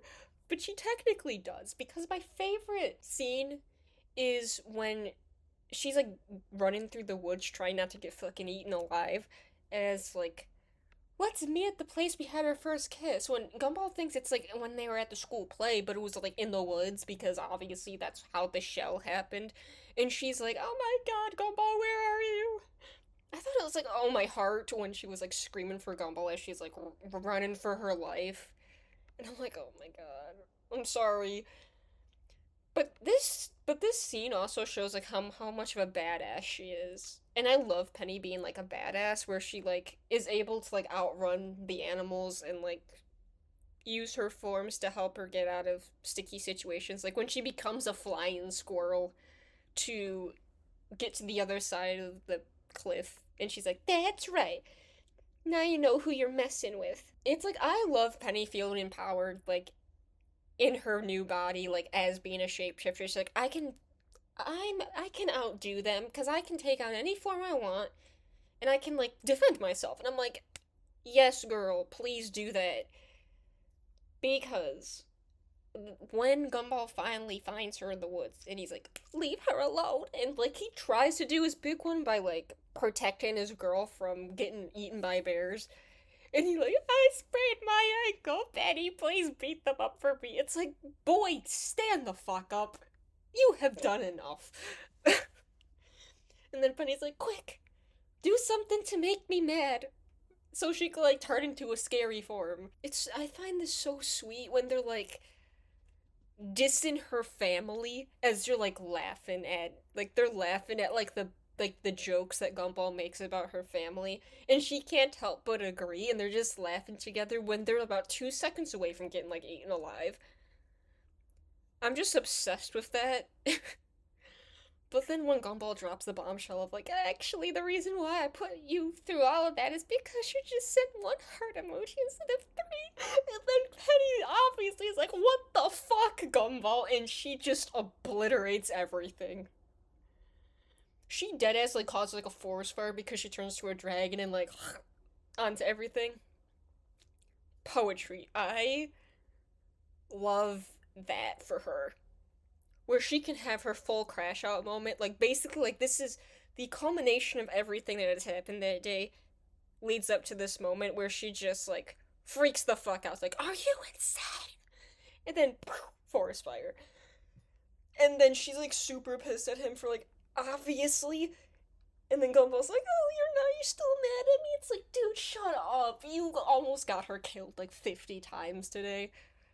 But of course, she can't help but be endeared by him because he sets off the fireworks he planned anyway, even though she's like, no more big gestures, please, you're driving me nuts. And he's like, okay, abort the mission, Darwin. But of course, it's too late, so he gives out the lovely firework display that he planned, and then Penny can't help but realize, I fucking love this Scoober even though he drives me insane. So I can't hate this episode properly because of that. It's like, no matter what you do, I'll still love you anyway. You're fucking ridiculous, but I know that. Because Gumball's heart is in the right place. Like, he's obviously not trying to fucking hurt her, like, or whatever. He would never do that. He's, like, careless, though, or, like, doesn't think about it that much, because, again, it's all avoidable, but no, of course not. It wouldn't make it an interesting story if this was avoided. But despite all of that, I think it's just good. I just can't rank this higher than good. I it's too much Penny getting her ass beat for me to be like, this is great, because I just don't like to see it. But there's enough good about this where I'm like, it's not bad. It's just like, I need to avenge for my girl Penny because she doesn't deserve this shit. Okay, next we have the uploads. Ooh, I love this so much. I really do, because I think this is the best way you can like make a clip, kind of a clip show type episode. But I will say, just my favorite scene of this entire thing is the opener. The way that we are introduced to this concept and kind of the scene this sets as like internet addiction is like the equivalent of being addicted to drugs. Because the way that this is framed extremely straight. Like this is played so straight, it's almost ridiculous, but it makes sense within the context where it's kind of a mix between like Darwin trying to coax Gumball out of relapsing on drugs or something, and like a mix of like him trying to convince him not to kill himself. Cause like you have too much to live for, so just drop the mouse. As in like drop the gun, you have too much to live for, don't shoot yourself in the head type of thing. I think the severity in which they wrote that, chef's kiss, beautiful. I am just obsessed with the opening scene. Cause it's like, I wanna think this is ridiculous so bad, but I just can't because like being addicted to watching videos online it is that serious. Like you can ruin your life by just like consuming yourself within this stuff and like not doing anything productive with your life and like neglect your relationships and shit. So it's like yeah, this was taken as seriously as it had to be while still having like the edge of this is kind of ridiculous. But of course, they get trapped in the cycle of watching shitpost videos on YouTube, which I mean, I would equate this now like nowadays to like Instagram Reels or like TikTok or something like that. Like I think the thing is this still holds up despite being like slightly dated, but it's still like it still works. This still works because the core of what they're trying to say is like be careful because the internet's like hella addictive and you're gonna waste your life by being on it too much. Like yeah, literally. But even past that, where we get into like the actual videos that they watch, every single one is a banger, which is why I love this so much. Because like if you're gonna do a clip show, you have to have every segment feel meaningful. Which is why something like the extras is just like not it for me because it's like okay, we have like a kind of like a segmented clip show type of episode, but does each piece feel like substantial? And in this case, I feel like it just is. Like it's either like the joke is funny or it's mostly like the joke. Like I just think it's funny. Like more than anything, I think this episode's just funny. Like there's so many just weird moments. Like the grossest fucking thing is the Mr. Small segment where this is even more grotesque than I remember, where he turns himself inside out from like exhaling too long, where he completely slowly and painfully looking like turn his guts inside out. And he just passes out after the fact because his like his CD malfunctioned or something. And it's like, oh, that's nasty. And I also love the Alan and Bobbert segment where Bobbert is just like is just like debunking everything that Alan is saying. It's like, correction, Gumball is not your friend, or like he just keeps like testing everything Alan says as being like the most literal version. And Alan's like, you know what? You're a little too literal sometimes, Bobbert. So why don't you just dump the ice bucket? Why don't you? Because like I'm only doing this to raise money for charity, not because I actually give a shit about this. But of course, the chef's kiss on top is that Bobbert mistakes a bucket of ice water to just a brick of ice and it just fucking kills Alan. Like, this episode made me think. This happened a lot, but it's just this time that made me think about it. Is if Alan's sense of mortality, okay? Because how often has he gotten popped? A lot. Is he on the same level as Anton where he has clones of himself that are created after the first one dies? Because how do you put a balloon back together? That is not explored in the canon at all. But I just think that maybe Alan and Anton like operate on a similar wavelength in that respect. Anyway, but the specific kill shot for this scene is when Gumball replays the moment he gets killed like 5 times. It's such a silent way to show Gumball's disdain for him, as in to slow mo his death in 4K. He replays it over and over again, slower than the last, to soak in him getting killed. It's so fucked up. It is so fucked up, but it's like it says everything you need to know about Gumball's relationship with Alan. Where Alan considers Gumball to be a friend, but Gumball just wants to see him die. Love it. It's like every bit of this is so good. It's like from like Sussy like doing her makeup tutorial to like Tobias having a prank fail that then gets turned into like a YouTube poop type of thing. Kind of like the perfect moment for this to turn for the worst, pretty much, is Banana Joe's video where Darwin's literally like, oh, what is Joe up to now? Where it's like him being stupid. And I just love Banana Joe's sequence. But then after that, when Gumball's like, we are in too deep. We are in too deep. We cannot go back. Where they are just fully encompassed by the addictive nature of the algorithm, and they're just caught in like this, like the whole sequence where they're like rapidly cycling through videos. I just love because it just feels so nightmarish. The pace paired with like the music and the sound design, I just love it. And of course, cut to them being like older and having wasted years of their life on this shit. I just love it.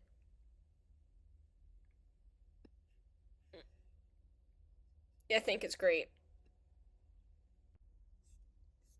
Okay, next we have The Apprentice. I always loved this episode. I really did. I still love it. I still love it so much. Something about this itches all the right spots. This is my favorite, like, Gumball and Patrick situation. Minus, like, Gumball yelling at him in the shell. Like, besides that, this is. This is peak. I don't know if that's unpopular or not, but in my soul, this is peak to me. And I'm gonna tell you why, because I am just obsessed with everything about this. Because, of course, Patrick has, like, an important business presentation at work, but Gumball has other plans, because with his full honesty, with full, pure intentions, he wants to prove himself as the right man for Penny. Gumball's motivations are laid out straight out of the gate, and we don't need to question why he has them, because it is a continuous theme in the series that he wants to prove himself as good enough to Patrick, because Patrick's like his biggest op or whatever. Patrick's like, I don't have time for this shit today because I have shit to do. But Gumball doesn't care because he's so locked into his motivations. Because it's important to know that Gumball is dead set on meeting his goal, and Patrick's also dead set on meeting his goal. So that's where the conflict of interest and the conflict of chaos kind of happens. Where we have these two conflicted motivations, but they must coexist together because neither of them is gonna let up. It's like Patrick is not gonna let Gumball like overtake him, but Gumball is not gonna leave Patrick alone. So it's basically Gumball being a little shithead in the most earnest way possible. And it's kind of like Patrick just goes with it. Like, yes, he tried. Like, in the beginning, he tries, like, I think it was so hilarious when he was, like, in the parking garage and, like, Gumball just keeps showing up and he, like, yeets him out the window. And then he just keeps coming back. It's like, are you testing my perseverance? And then Patrick eventually just gives up and like attempts to lock him in a hot car. It's like, okay, bro. And it's like you and then no, it's like no matter what he does, he can't get rid of him. So eventually he just learns to accept that this is what's happening and like is just reluctantly going along with whatever the hell Gumball is doing. Which I think is interesting that Patrick just kind of gets defeated like a third of the way in. He's like, you know what? Fuck it. I guess you're coming with me to the business meeting, which I think is interesting. Which is where kind of like, or I find this particularly funny, is Gumball being chaotic while Patrick is like mentally checked out. Because I think like every moment, every isolated scene in this is just so good. Whether it's like Gumball acting like a secret agent while Patrick's trying to go to the bathroom, to the whole fucking thing of the elevator scene, which is just crazy that it's like when Gumball proposes, like, is it because of my DNA that you don't want me to have your grandkids? Like he just says that, and Patrick's like, I mean, kind of, but you can't really do anything about it. The thing, he doesn't really, like, give a yes or no answer. He's like, I'm kind of concerned about your father's genes, but it's not like this is considered a big problem for him. But Gumball's like, well, I can be anything you want if I alter my DNA. It's like, it's kind of like I can make myself better in any way in any way that you might see fit, so I can be good enough for you, type of thing. And I'm like, oh my god.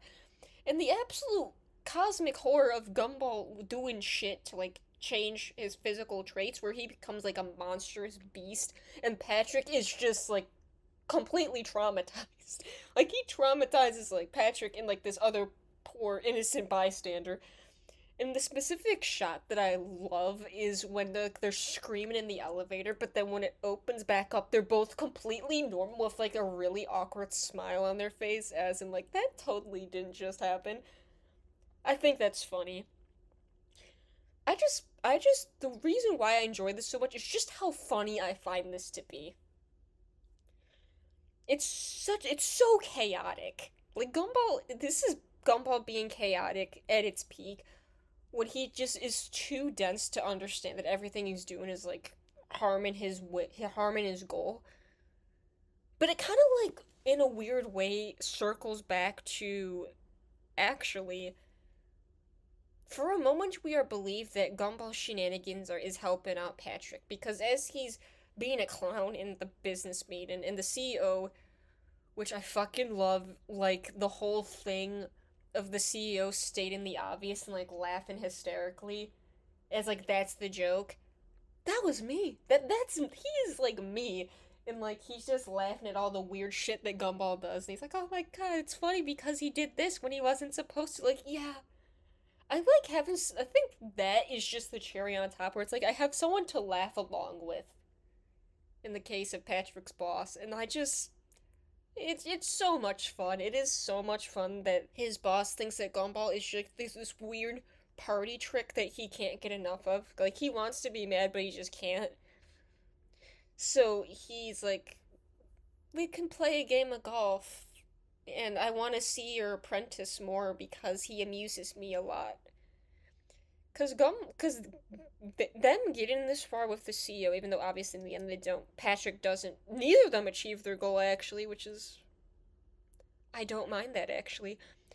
Where it's like Gumball's lunacy gets them farther than Patrick thought they could. So, which is why Patrick instills a bit more trust into him, where he's like kind of like sees like the light at the end of the tunnel. It's like if this kid is being dead ass, him being stupid could get me to my goal. In which, if we win this game of golf, I can get the contract approved.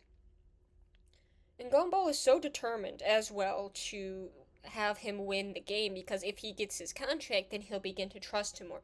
So it's kind of like this is when their motivations merge into they have the same goal. From having opposite goals to having the same goal is what I find to be beautiful because they're both by the time we get to the last segment when they're playing golf, it's kind of like they work together towards the common goal of like we have to win this golf game. Yes, we want it for different reasons, but we want the same thing to happen, so we are willing to put our differences aside and work together to achieve this so we both get what we want in the end.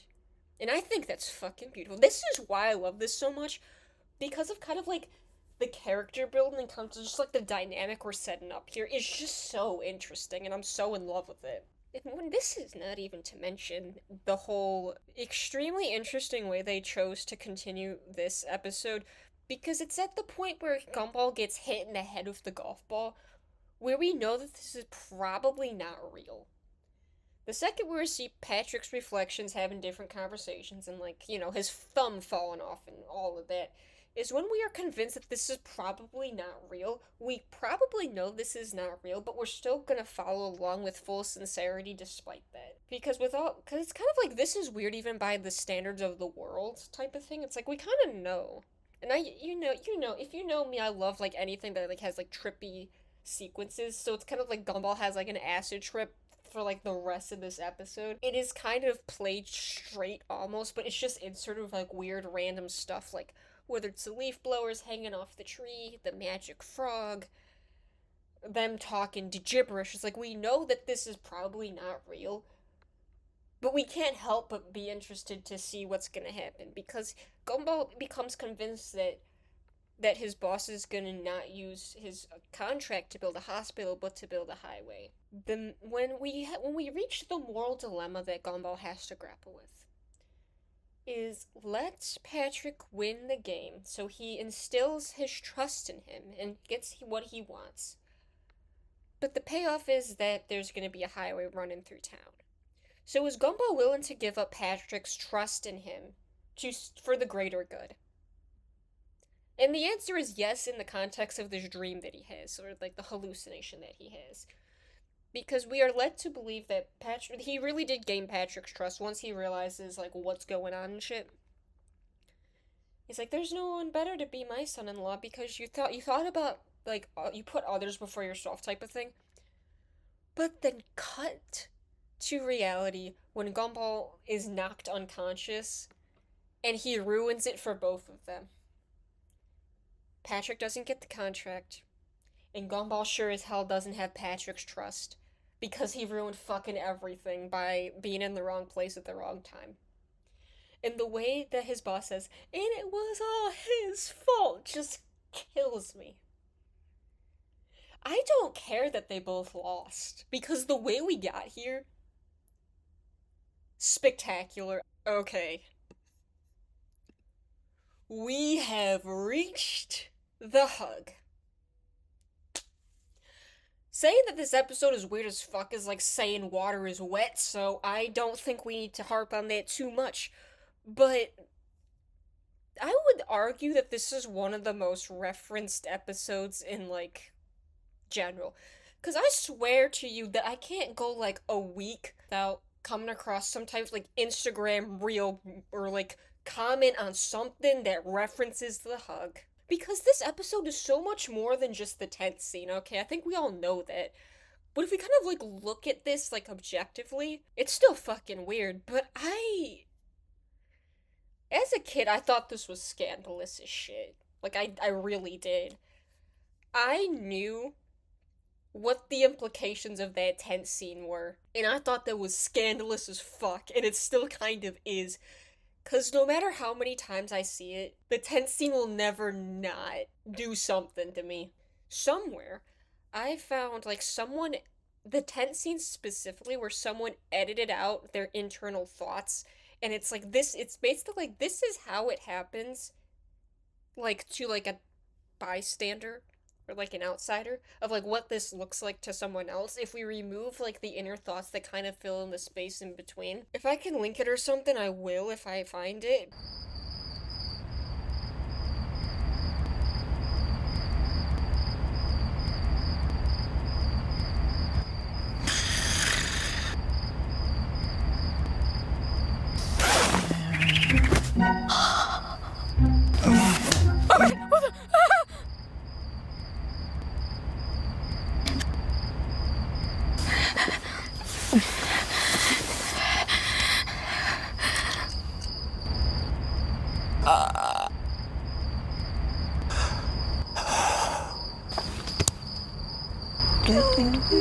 It makes it so much fucking worse when you remove all of the dialogue.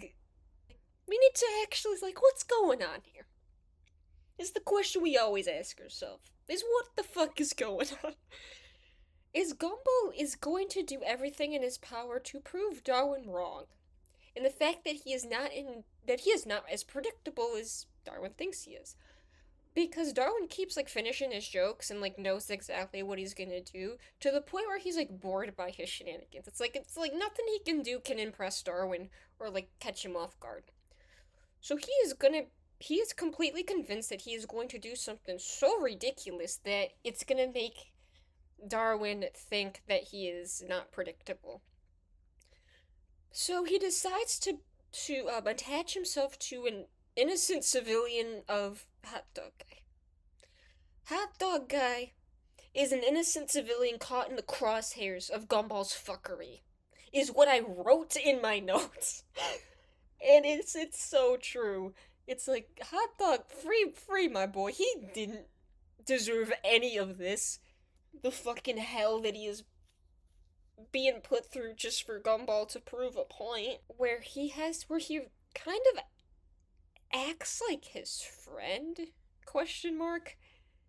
So to avoid making it weird, but it's weird by default. It is weird by default that Gumball attaches himself to this. Interesting because in the extras, Hot Dog Guy was in the crowd of being like somebody that was like, no one pays attention to us, so you need to pay attention to me type of thing. Well, now we have this. So you have been promoted from background character to uh supportive character that pops up sometimes, and now ingrained in pop culture as doing gay shit with Gumball in the tent. So pick your poison. But the more I think about this, and like the whole thing of like they're the pain that is watching these two interact is, do I like this as much as I thought I should? And the answer is no, because it's like if we removed like the cultural significance of this, if we can call it that. I don't know. I struggle so much to like talk about this because like what the hell is even going on here? But it's supposed to feel that way. It's supposed to be like extremely uncomfortable and like nobody knows what's going on and it's like they're trying to avoid each other but they can't seem to escape it. And it's like neither of them are willing to like pull the trigger of like get the fuck out of there because of like social stigma and shit. It's like I have to be nice to him because he's being nice to me type of thing.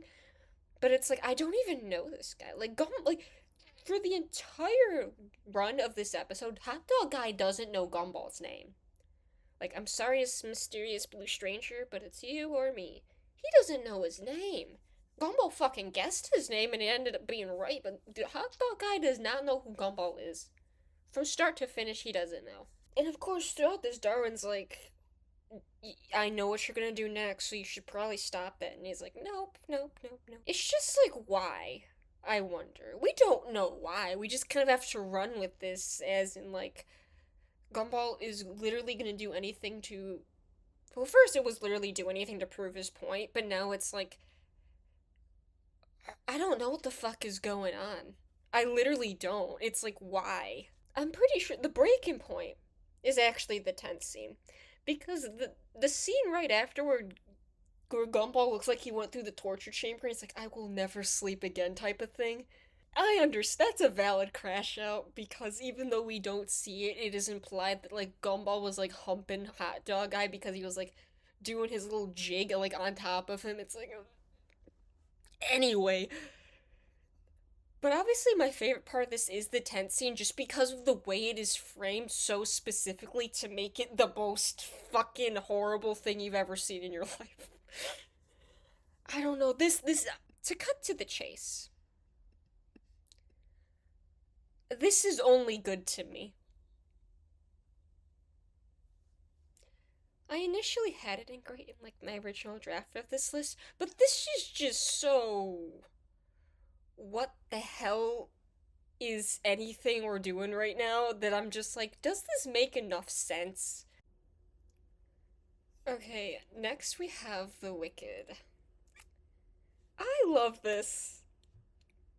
I I think I appreciate it more now because this is like the Mrs. Robinson episode, and I find her character to be quite interesting, so I do love to see it.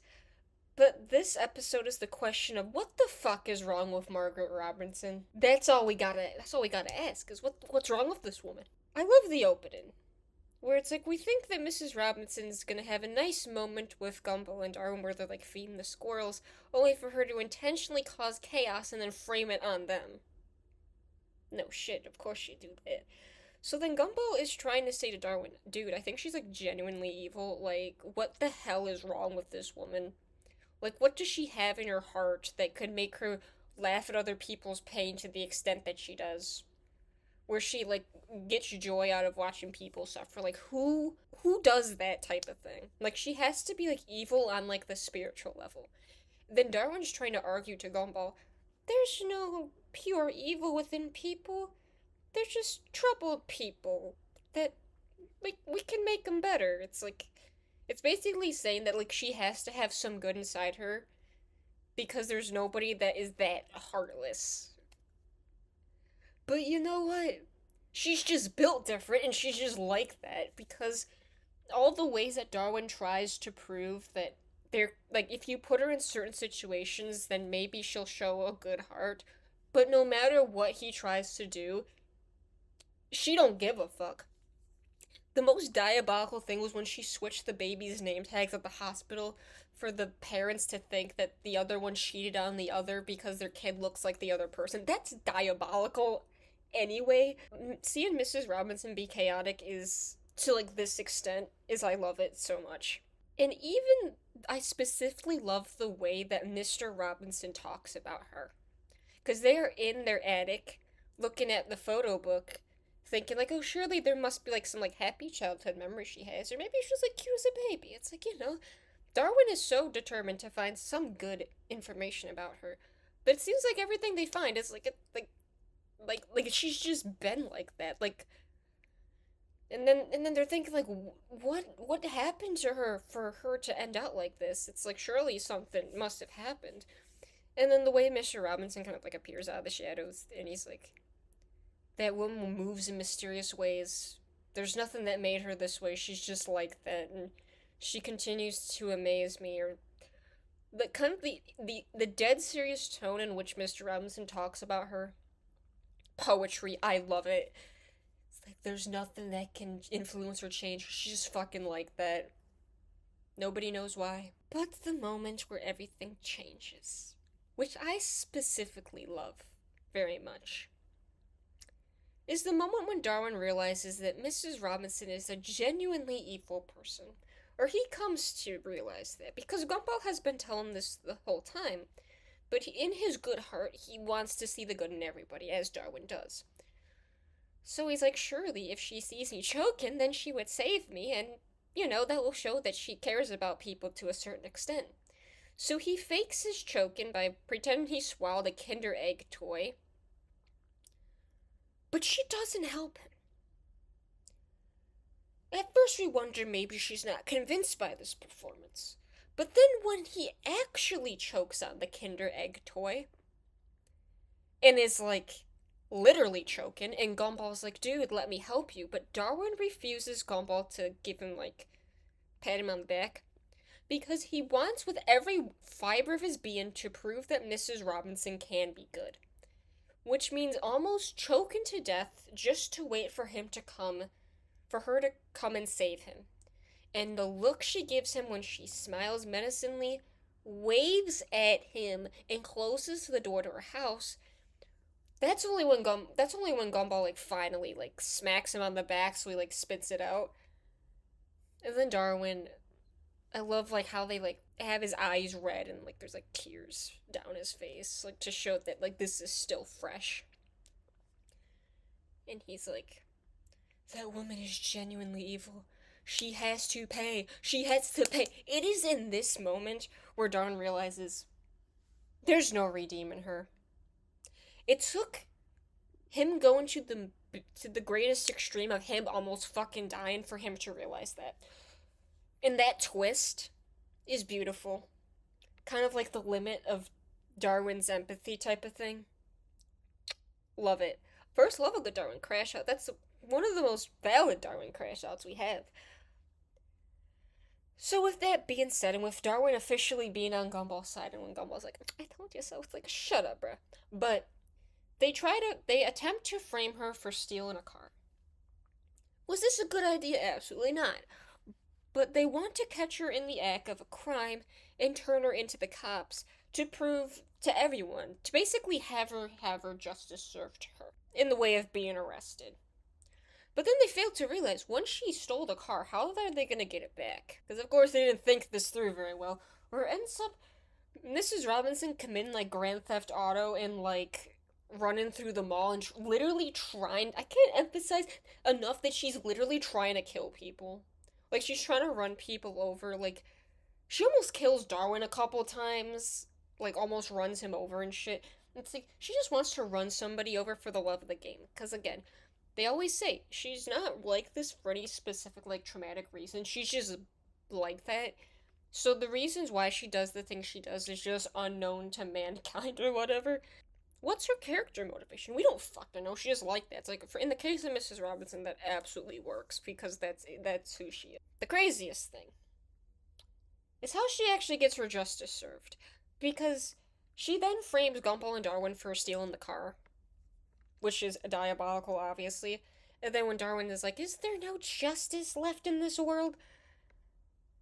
Cue the entire sequence of Mrs. Robinson getting bodied by the universe. How she doesn't die, I don't know, but the last cut of her getting crushed by the ambulance is just like, oh my god, it's as gruesome as it had to be. When it's like like karma eventually did catch up to her, where they basically beats her to death in like a more grotesque way than like either of them could have ever expected. But it's like technically she did have karma catch up to her. Love this as like love this. Okay, next we have the traitor. As I've said before, I always love Alan and Gumball episodes because they just get so interesting with like Gumball's character building. And this is no exception. Because I think that Alan brings out the most uncomfortable questions in Gumball. And let's just walk through this because there's a lot to speak about because I love this. Where we open up with looks like Gumball is preparing a nice dinner date for somebody. And what killed me specifically was when Darwin was like, "Oh, are you setting up a date for Penny?" And then Gumball was like, "No, it's for Alan." And then he's like, "Oh." The fact that this is framed as romantic specifically with how Darwin thinks that this is for Penny, but it's not. Gumball's wearing a suit and he prepared a nice candlelit dinner for Alan. Because the reason why Gumball wants to do this is to because he basically wants to like make himself feel better by like doing something nice for Alan to kind of neutralize all the horrible shit he has done to him before type of thing. This is all for his own ego. It's important to remember that this is not actually for like Alan's betterment or anything like that. He just wants to make himself feel better by doing something. It's kind of like performative kindness, I suppose. He is then take a 180 on him when Alan cancels their date because his mom's in the hospital. And then Gumball's like, "Oh, okay." But then they see online, like, as Alan's, like, posting the things he does, Gumball is convinced that Alan lied to get out of their date. I'm calling it a date, but he sees, like, Alan, like, oh my god, he's doing all these fun things with his family. I think he lied about his mom being in the hospital, so let's go catch his ass in 4K and prove that he is a traitor to me. And even Darwin's like, "Dude, you don't even like him. Why are you so getting your panties in a twist about that?" Because Gumball is so fucking determined to have Alan spend this time with him so he can, like, settle the score with him. So he's gonna play detective and go find Alan to get his evidence to prove that he was indeed lying to him to get out of their date. And it is so funny, like, watching both of them, like, stumble through the neighborhood to, like, catch clues for Alan, but they can never seem to catch him in time. So they kind of have to go based off of vibes to try to find him, and they follow his status updates online to see where he is. Like, oh, he's at Joyful Burger. Oh, now he's at the movie theater. Oh, now he's at the park. It's like I like that they use like his Elmore Plus feed to like lead them to the direction where he could be, only to find like, oh, he already left by the time we got here. It's like I like that. It's fun. So if we kind of like think about like why is he doing this? Like why is he like as Darwin says like he you don't even like him. Why are you doing this? It makes no sense. But this specific quote that I wrote down so I could tell it to you all is what had me in a tizzy because I'm just like, oh my god. When Gumball says, All of this to settle a score with me because he's jealous of somebody else being so comfortable in their own skin. And then Darwin says, "That sounds like you." I had to pause the episode and stare at the wall for like about 5 minutes because I'm like, I think the way that is phrased is extremely interesting. And the fact that he is jealous of someone else being comfortable in their own skin, okay? We know that Gumball has low self esteem. We know he has a big ego, but it's like he is very insecure deep down. We all know. I've spoken about this so many fucking times, and I have written fan fiction about this so many fucking times. So if we can understand my obsession with this, is it's never gonna end. Because every time I revisit something where I'm like, oh my god, this adds something else to my theory or whatever, I go crazy over it. Because this is the first time in the show where Gumball excites the specific thing of being uncomfortable in his own skin, and we're thinking, why is that? But it's like, I think what they meant by when they wrote this is that Gumball is like uncomfortable with his own toxicity, okay? It's kind of like from The Saint from season 3 where Gumball admits, I know I'm a disgusting person.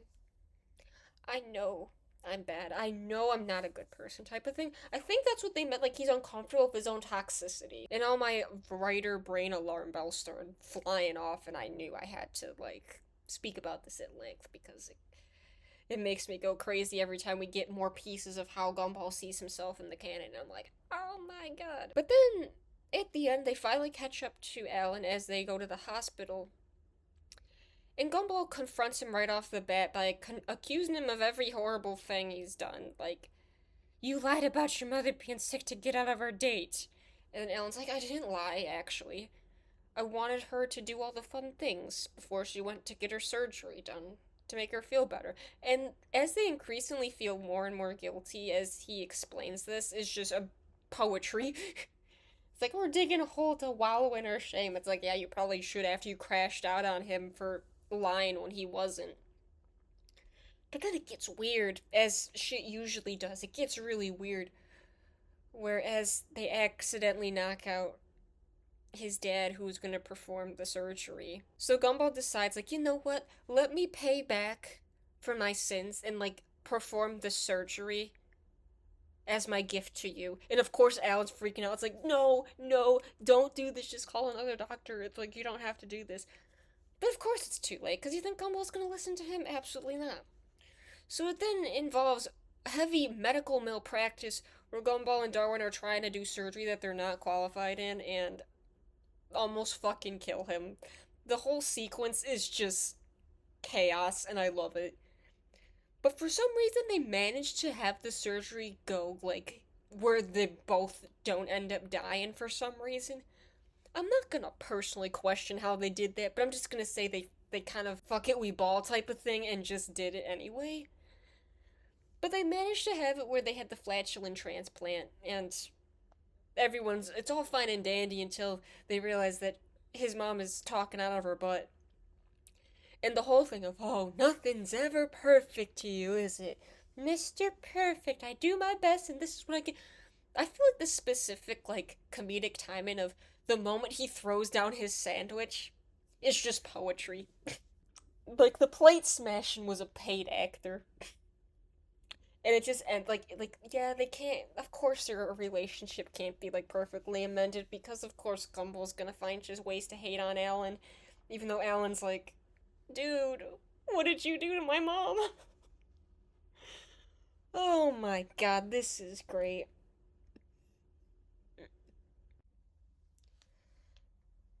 Lastly, best for fucking last because no fucking shit. The origins is P. Who do you think I am? Enough of this. We are getting in. So what I am considering this as the origins part 1 and 2 share the same entry. It's like one is not better than the other. They're sharing the same placement at number 1. Because in my tier list, I just have it as a single entity because you can't have one without the other, or else it doesn't make any sense, okay? One of the best episodes to ever exist. And you can't fight me on that because I don't know anyone that's gonna counter that argument that this is like top 10 episodes of the series of like ever type shit. Because this is when the lore is just broken open and we see how Darwin came into their lives. I have so many different things to speak about this specifically. But I'm gonna talk about these as if they're just one long episode. So I'm gonna be talking about parts 1 and 2 interchangeably as like one continuous story because it just kinda is. Just for the sake of clarity and so I don't screw myself up. So we come to Gumball as a 4-year-old. That is how old he is. And I wonder because, Gumball is 12 and Darwin is 10. So it probably meant that Gumball was 4 and Darwin was 2 in this episode. So I'm like, okay. I think the way they portrayed Baby Gumball, which I will protect Baby Gumball my entire existence because that is my child. These are my kids. It's so weird when you like as time goes on with like a show. It's not like I was always older than them. Like I was not 12 years old when I was watching this or whatever. But I was like, similar enough age to them when I first started watching the show, and then as you like grow out of it, it's not like they're so like me, it's like these are my kids. I will live and die for my kids. Like these are my kids. You can't tell me otherwise. It's like the maternal feelings I have towards Gumball and Darwin is like these are my children. So seeing baby Gumball and Darwin is like, oh my babies. They're so cute. But Gumball is portrayed as a hyperactive little guy who is honestly smarter than he ought to be. Because what I find particularly interesting in the way they characterize Gumball as a kid is he's just a fucking menace as he usually is, but it's kind of like in that unbridled way. It's just raw chaos. Like there's no order to his thoughts. He just does shit because he can.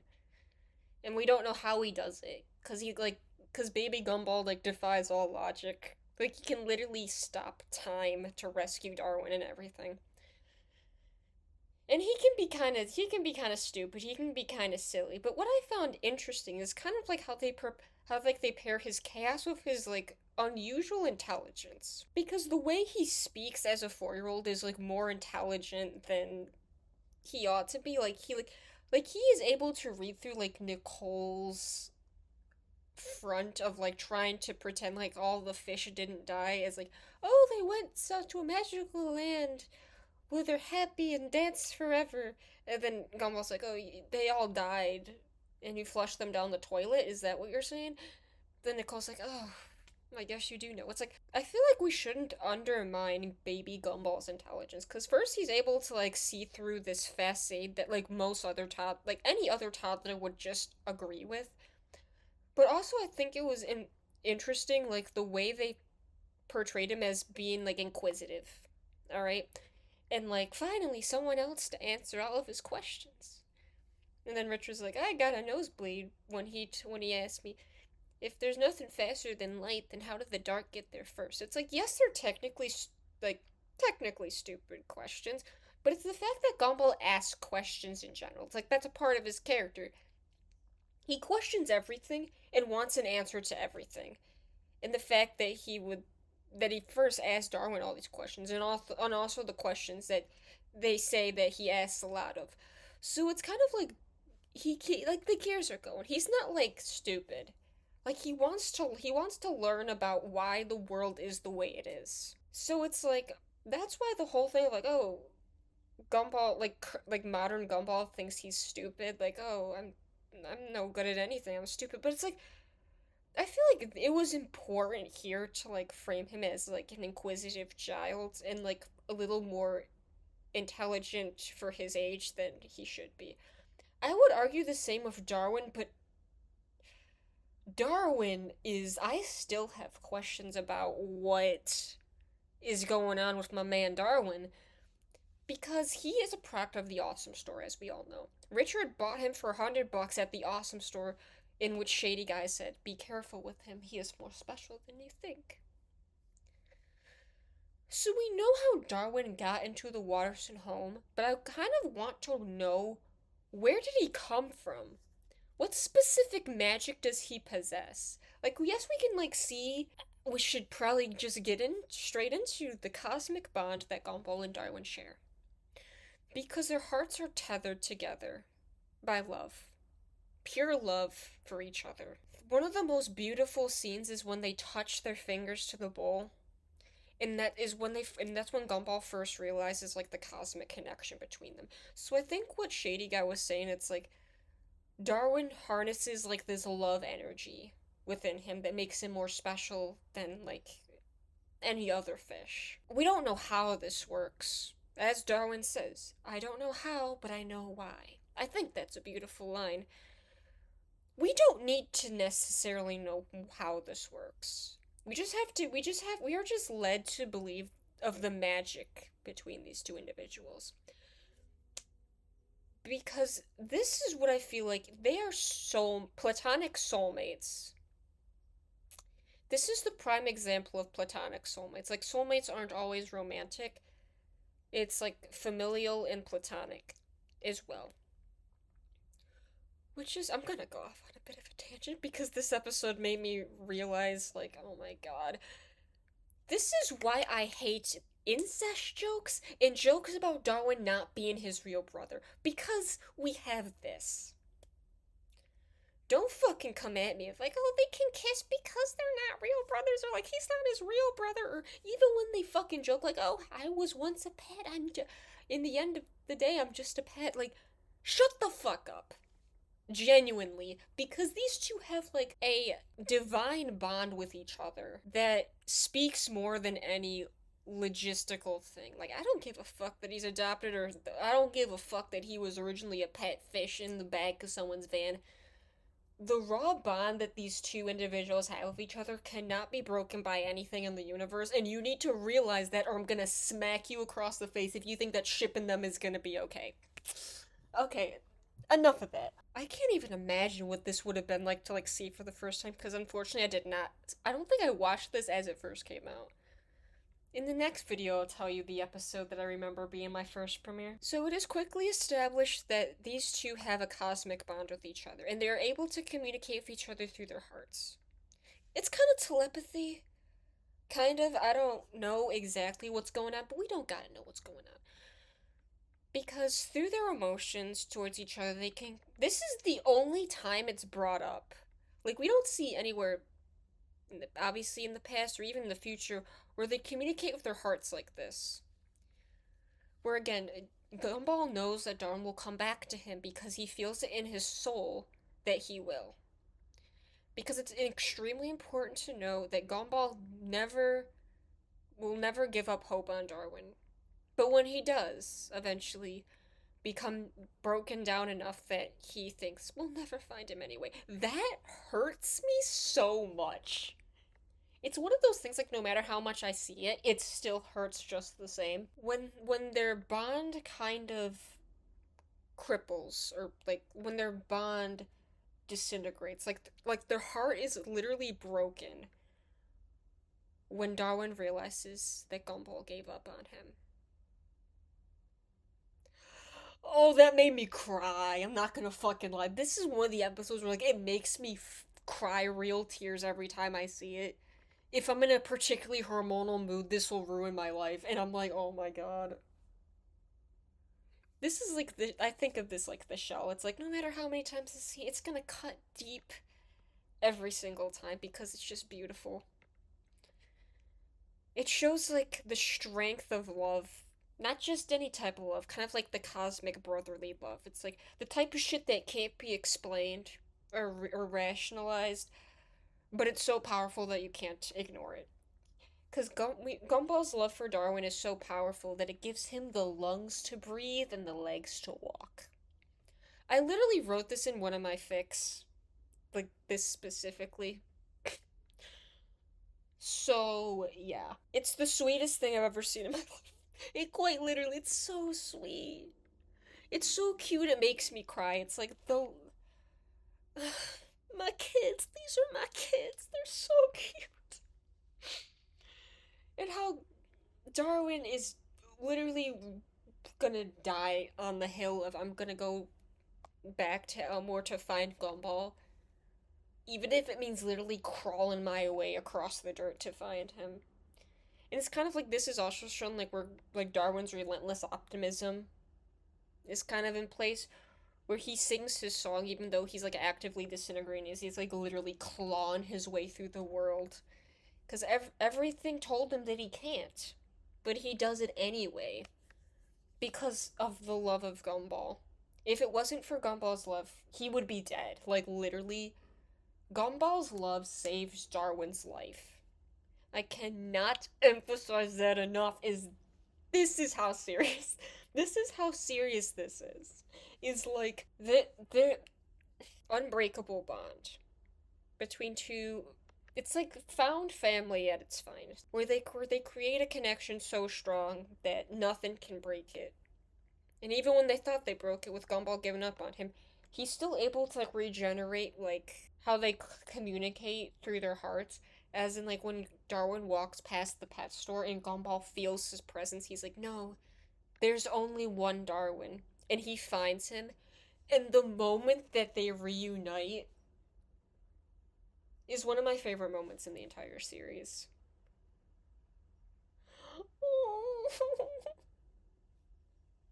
It's so cute. This is the cutest shit to ever exist. Oh my god, it's like my babies. Oh my god. What do I have to say about this that probably hasn't already been said? Then this is absolutely incredible. And little can top it. And this episode also like kind of gets into like the roots of Darwin's like abandonment issues. Because there's been multiple episodes where this is explored, like the whole thing of like Darwin thinking that Gumball's trying to replace him with Penny and all that. I think we can see the roots of this because it breaks my heart when Darwin's like, "Please don't replace me, please." And I'm like, "Oh my god." Okay, we understand why he feels that way because it's like he literally thought he was gonna get abandoned by his family and like this in this person that he has like a divine connection to. You know, I understand why he feels all the ways he does because bro is went through the fucking ringer. It's like Darwin is God's strongest soldier because all the shit he went through, crazy. Which is why it's like so important for his character to be like he is kind despite the horrors type of thing. He crashes out when needed, but for the most part, it's like he doesn't lose his kind spirit even though life has broken him down so much because it literally is. He almost dies and loses everything and gets flushed down a toilet. It's like he's been through enough. He's only 2 years old. Free my baby. This is one of my favorites, fucking obviously. And that's where we're gonna leave off today. So if we're taking a look at where we ended up at, I'm surprised there's not more peak. To be completely honest, there's only like technically 3 entries in peak. There's a lot of great, don't get me wrong, there's a lot of great stuff happening. But I just thought there would be more peak. But alas, we still have half the season left, so, and some great stuff that I'm looking forward to seeing later. But yeah, we did pretty good. Subscribe for part 2, and there's a playlist of everything else I've done, so if you want to take a look at that, you can, and yeah. So, with that being said, I hope to see you guys next time. Bye!